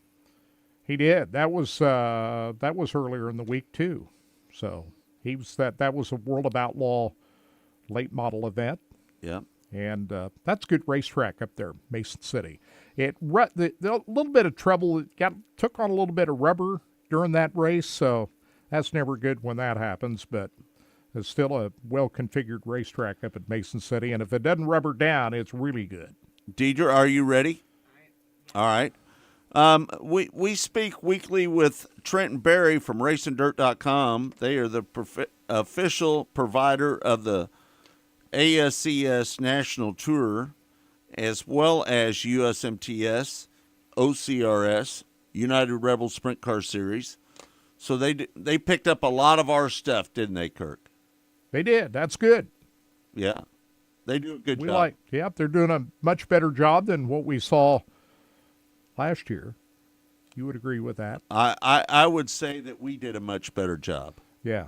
Well, I'm just comparing to what we saw last year. Just so you know, Scotty Cook and I always made sure there wasn't any downtime, didn't we?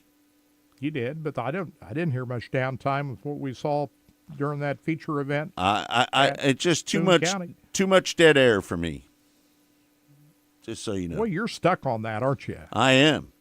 You're really bothered by that sort of stuff. Kirk, I spent 13 years out on the road making sure that we didn't have any downtime. Well, when we were doing when we did it, we made sure that we didn't have any downtime. And that's all I'm saying. Is that Scotty and I always manage to be doing something. I know you. You've talked about this many times. Right. I get it. But I didn't. But if you spend 13 years out on the road doing what you do, it kind of bothers you when you hear some downtime. Well, needless to say, what I saw last night, other than the crowd getting up right at the end, the camera angle at Boone County last night is the best that they can do in that grandstand. But when the crowd got up to see the finish of that race, it blocked the camera view there just a little bit. Yeah. That's nobody's fault. But just where you don't have a real good spot to put a camera at a racetrack, and you're right behind the crowd, and they get up in front of you, that can cause an issue. But, the good thing about that is they caught the finish right at the wire. We were able to see that, and that's the most important thing. Yeah, no doubt about it. 8/1000ths of an inch that Blake Hahn beats Jack Dover at the line. But we talked about the USMTS schedule. They always take the 4th of July off on for the USMTS. They'll be back in action here in a couple of weeks at Ogilvie Speedway. So we talked to Trenton Berry about the USMTS schedule and what these guys do in the 2 weeks off before the next major event. And here is a portion of that conversation from Mostly Motorsports earlier this week.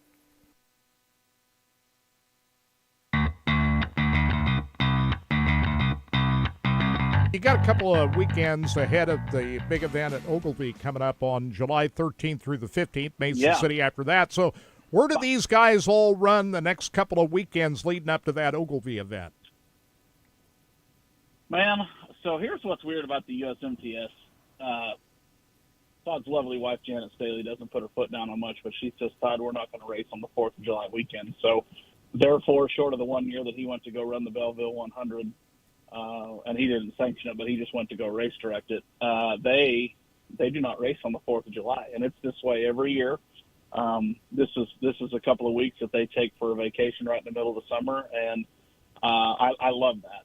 I love that about the series, and I love that Todd keeps his family front of mind, and they race so much that in that world the USMTS is just off. So I would say we might see a guy or two at Wheatland Thursday night for the Thursday night race, especially with the USMTS race coming up later in the year there. I'd say that'd be a pretty logical place for a few guys to go test and get some laps. So other than that, there's going to be an American Modified Series race, or American Racer Modified Series race at Salina High Banks here in a few weeks. And then some guys are just going to rebuild. There's a super busy stretch coming. Ogilvie, Mason City are going to be right there, basically back to back, with very little time to breathe in between those two. So a lot of them will just take this time and regroup if they don't go try to bus off and run a home track race somewhere. Right. So, it'd be kind of nice if they showed up at Lakeside Speedway. They need the car count out here. Would.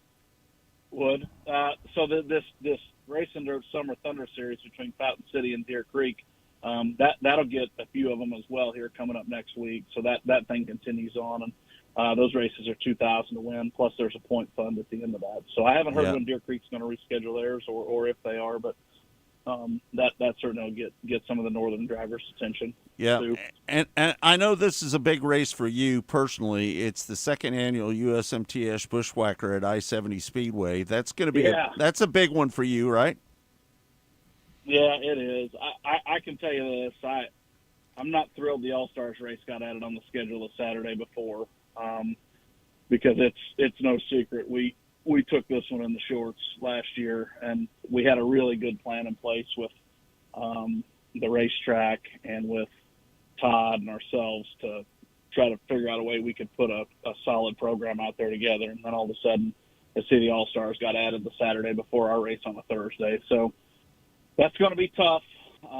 But when you don't own the racetrack, there's only so much you can do, right? Your opinion only matters so much. So wasn't thrilled for that.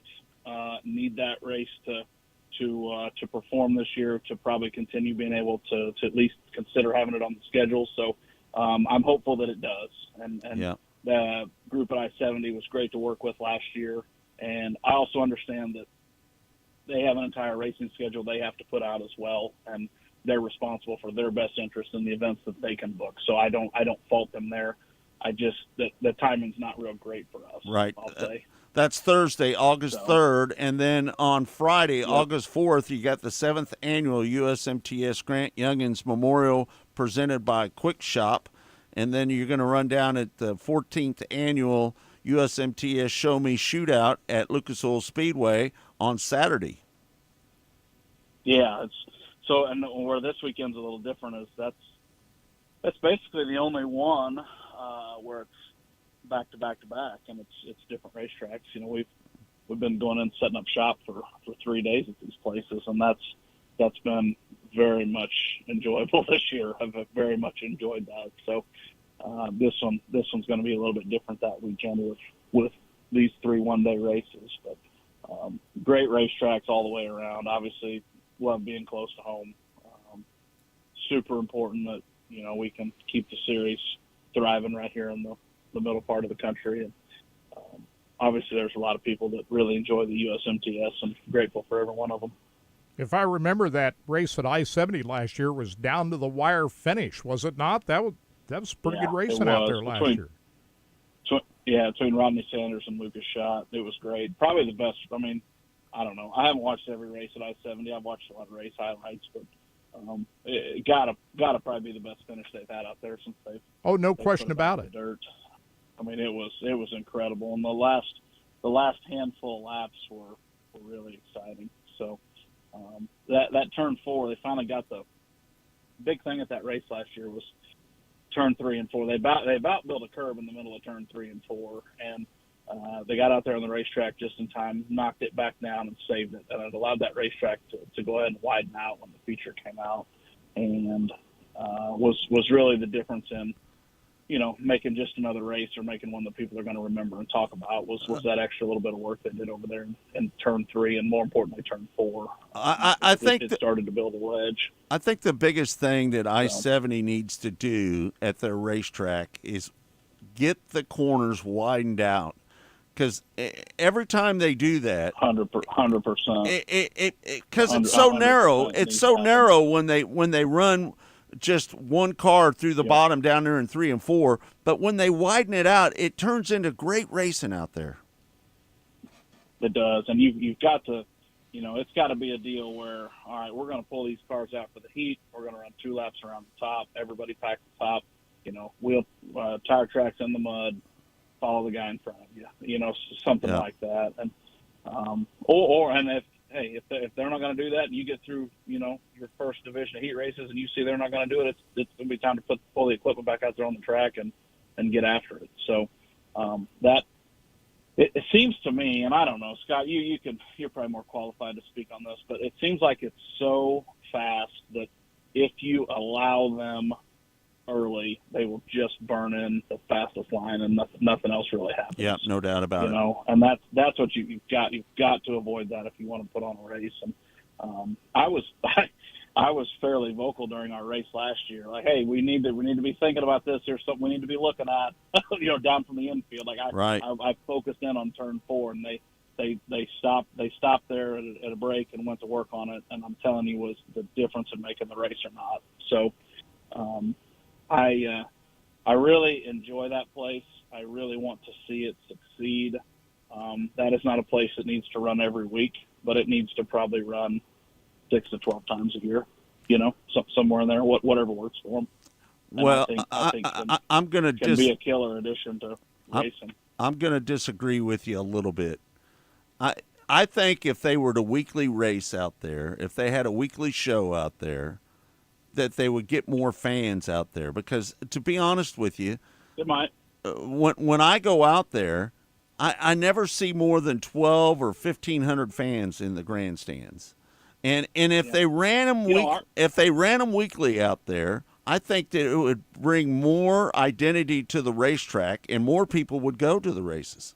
But not on that configuration of that racetrack. Well, they'd have to change the racetrack. Listen, they would need to shorten up the racetrack a little bit. And I've said this more than one time on this show, is that what they need to do is build it like Eagle Raceway or US 36. If it was that size of racetrack, they would have better racing out there. No doubt.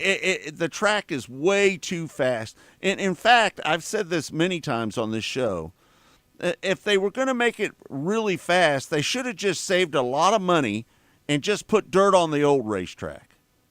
No. They could have saved a lot of money there. Yeah. They would have saved millions of dollars if they would have just put dirt on the old racetrack, because the track is just as fast as the old racetrack. So what was interesting to me is, okay, so you say, all right, it's still a little big, and I'll agree with you. It's still a little big. I think that's fair. How do you convince somebody that just dumped millions and millions and millions of dollars into a world-class renovation to go, well, time to fix the racetrack? Because that's a pretty big ask, honestly, if you think about it. I mean, I know Todd Staley rebuilt Mason City 3 times in the course of 2 years. That ain't happening very many places. Yeah, but what they should have done is just shortened it up a lot more, because it's just too fast. Build it like Mason City. They did a really good job at Mason City. Yeah, they did. From the outset, it should have been shortened up more. Yes, I will give you that, and I think I don't even really think that's any question that's up for debate. But here's the next thing, guys. Let's say play devil's advocate, but just another side of this. All right, so this thing they've shown they don't really care about weekly racing right now. That's not really their MO, and that's fine.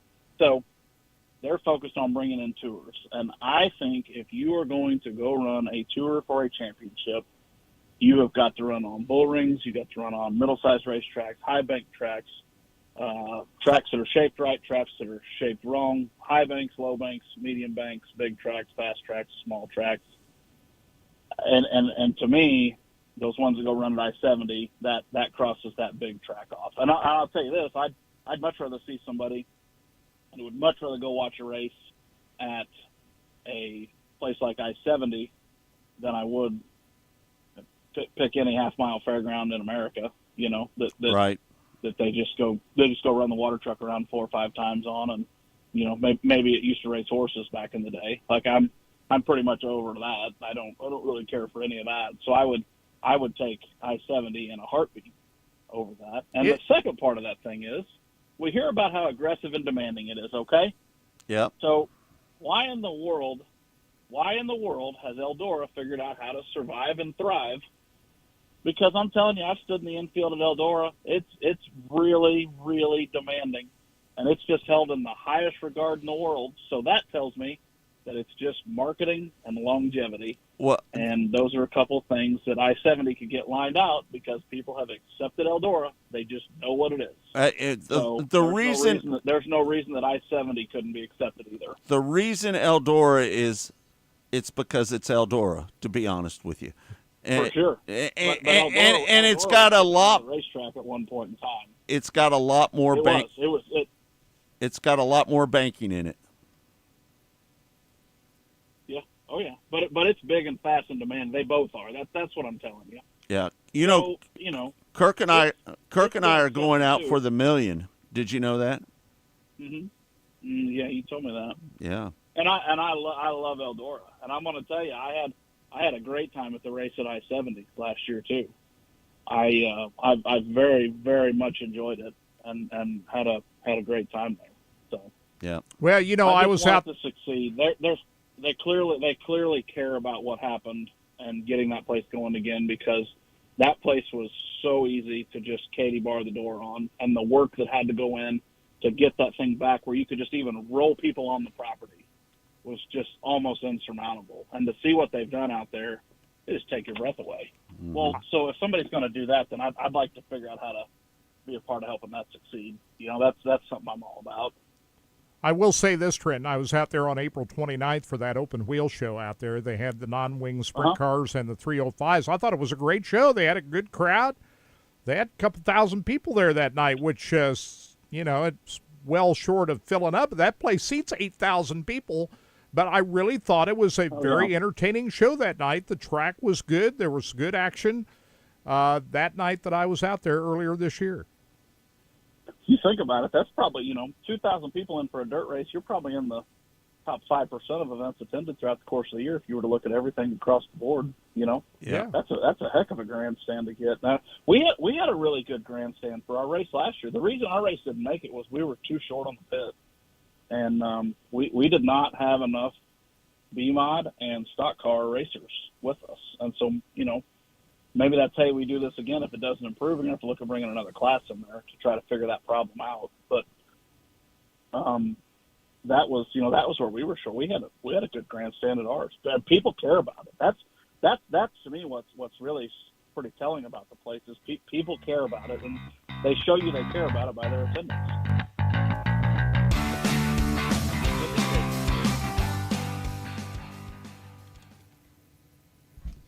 Welcome back to Track Talk here on RBN, the Racing Boys Broadcasting Network. I'm Scott Traylor. He's Kirk Elliott.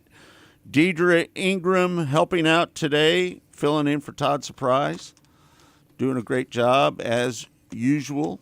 And Kirk, what'd you think about that conversation about I-70 Speedway? Trenton's view is that he likes a variety in racetracks. He wouldn't want every racetrack to be the same. I agree with him on that. The only issue about I-70 Speedway that a lot of people have is it too fast. Yeah. And maybe it is. I don't know. Of course, the I-70, the old I-70 Speedway is pretty fast joint too, so right. There's that tradition. So would you shorten up the racetrack if you had your choice? Would you shorten it up? I would. If I had my choice, yeah, I would. Yeah. The biggest thing about I-70, it's so fast. The straightaways are banked pretty high. Yeah. So that's just my opinion. Now, that's not to say that we haven't seen some great races might not out let of us I-70. in. They might not let us in out there tonight. No. Casey Schumann is listen, I'm just going to say this, that I think that Casey Schumann is a great hire for I-70 Speedway. Oh, no doubt about it. I mean, if there was any chance for the World of Outlaws to come back to I-70 Speedway, it will be because of Casey Schumann. And the World of Outlaws need to be back at I-70 Speedway, because I don't think that track is too fast for wing sprint cars. I'm not very confident that that's going to happen. Well, I would not say never. I would never say never. You think they can work through their process? Hey, listen, I want to give everybody an idea of what's going on up at the National Sprint Car Hall of Fame and Museum. They're giving away a brand new 2023 Z06 with the Z07 performance package in its pearl white Metallica tri-coat color, along with $25,000 in cash. They're going to be giving it away on Saturday, August 19th, 2023. This car is just remarkable, folks. Let me tell you about it. It's got 760 horsepower. Back in the day when I was a kid, 425 horsepower was the granddaddy motor of them all. 425 horsepower. This car makes 760 horsepower. It's a 5.5 LT6 V8 engine. Goes from 0 to 60 in 2.6 seconds. It's an 8-speed automatic. And it's all aluminum cylinder block casting with small block engine families. The guy that builds this motor, he builds that motor and he puts his signature on it. And this car has everything. It's got large tires on it and wheels, larger brakes, an aero package that is unique to the Z06 Corvette. And let me tell you a little bit more about what's going on up at the National Sprint Car Hall of Fame and Museum as well.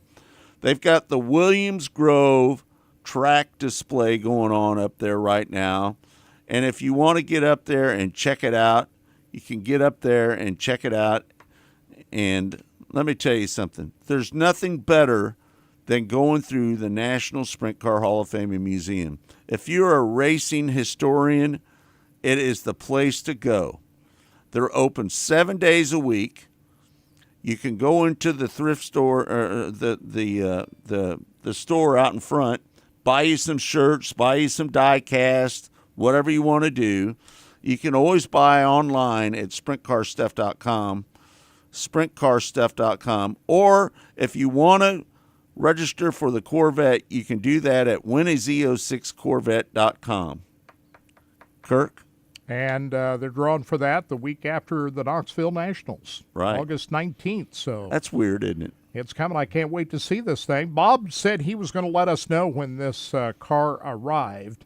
I don't think it's arrived yet, but when it does, that'll be a big moment for the National Sprint Car Hall of Fame Museum, because I think this is the best Corvette they've had yet. It is. And they're even going to take it one step further next year, I'm told. So they're going to keep doing this for years to come at the Hall of Fame. It all goes for a great cause, no doubt about it. And the Williams Grove exhibit, last year they had the Ascot Park exhibit, and that was a great legendary names raced at Ascot Park. Well, think of the legends that's raced at Williams Grove Speedway over the years. Steve Smith, Kramer Williamson. I think they've got approximately 10 or 11 cars in there. Yeah. But these are some of the guys from back in the Steve Smith is the one that really stands out. Mm-hmm. Smokey Snellbaker, Lynn Paxton. Back in the day, Kenny Weld raced a lot out there. He was a 3-time National Open champion. Doug Wolfgang raced out at Williams Grove Speedway and won 3 National Opens. But the guys from Pennsylvania that have made names for themselves, of course, Lance DeWeese is the guy that from contemporary times tops that list, and he won the most recent National Open out there. So a lot of drivers that are going to be featured in this exhibit up at the National Sprint Car Hall of Fame. It's already open now, so I can't wait. I wasn't able to check it out. I got there too late for the non-wing show here a few weeks back, but I'm going to head up there in a couple of weeks when the Indy cars are up at Iowa Speedway and go to the races at Knoxville that weekend. So I'll be up there here in a couple of weeks. We'll check it out. I'm going up for the Knoxville Nationals. I know you are. We both are. Well, you're not going to be up there all week. I'll be up there for the 360 Nationals final, the Cappy on Sunday, and then the first 2 nights of the Nationals. I'll be there, and I'll be back here. We got the NHRA drags to cover at Topeka, and you'll be up there for the last 2 nights. How are you going to do Monday? We'd do it here in Kansas City. You're going to be back here. I'll be back here. Mm-hmm. I'll do like I did last year. I'll go up there for the 360 final on Saturday, the Cappy on Sunday, drive back to Kansas City, do the Monday show, and then drive back up for the first 2 nights of the Nationals. Right. And then we got, you'll stay up there for the rest of the week, and then I'll be back here covering the NHRA drags at Heartland Motorsports Park. I'll be up there for 2 weeks. You'll stay up there the whole time. I'm going to stay up there the whole time. But before that, you and I are both looking forward to Eldora Speedway. I'm so looking forward to that. I can't wait to get out there. That is July 11th and 12th for the Million. When do we leave? The 9th? I'd say right after the show on Monday. I think we ought to head out. Yeah. And then 2 nights for the Million. That's July 11th and 12th. And then the Kings Royal nights, that's World of Outlaws, on Friday and Saturday, the 14th and the 15th of July. Yep. The $1 million race is going to be on Flow, and the 2 nights of the Kings Royal is going to be on Dirt Vision. Yep. Man, I can't wait to get out there to Eldora, man. That's going to be really fun, isn't it? Been a while for both you and me since we've been out there. We haven't been out there since 2007, right? Too long. That is too long. I believe that we're going to take our golf cart with us. We're going to try to get it into the bed of the truck.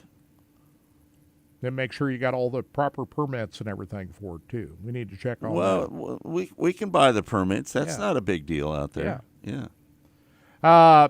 Today, the Knoxville Raceway Hall of Fame induction ceremonies is going on at the Dyer Hudson Hall at noon.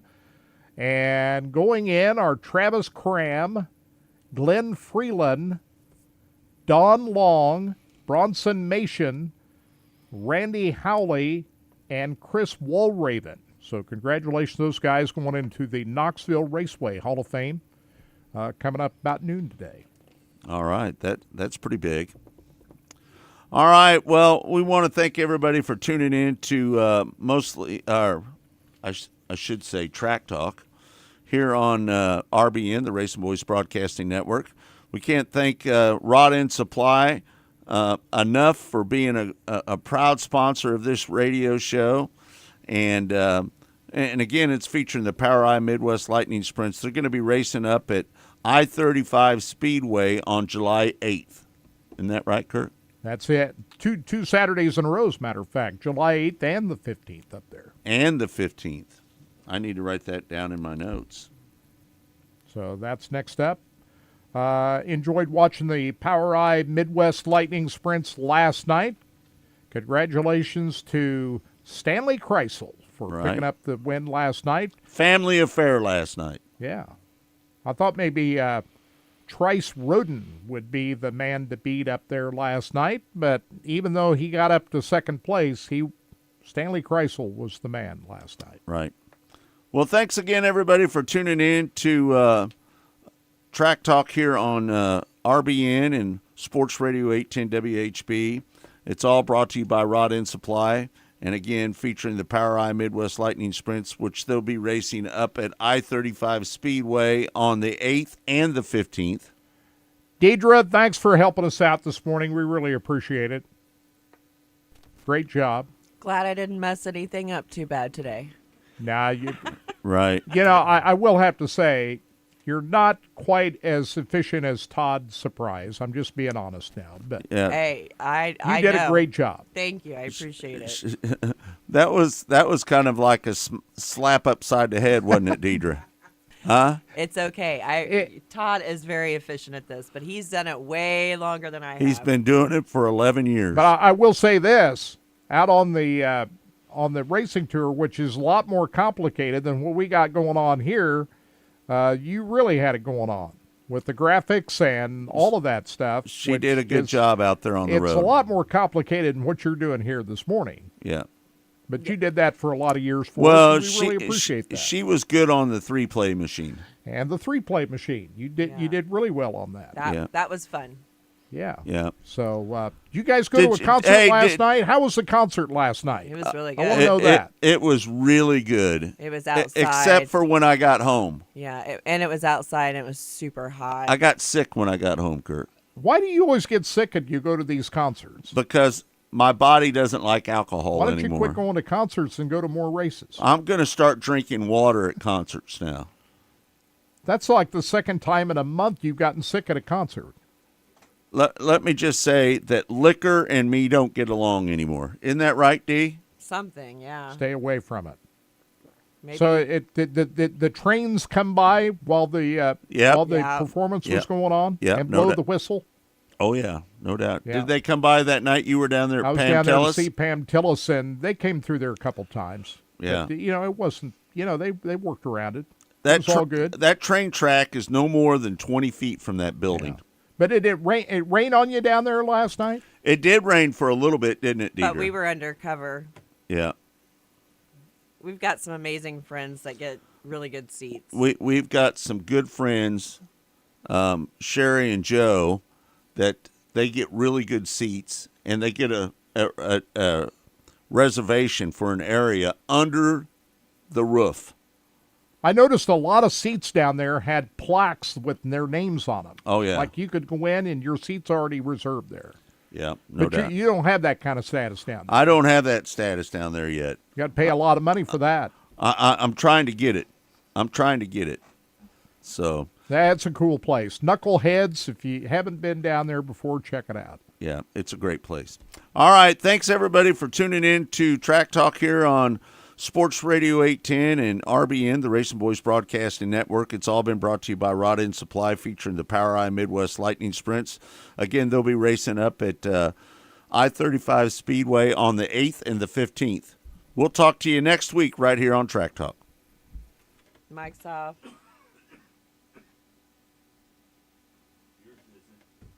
Yeah, it is. Oh.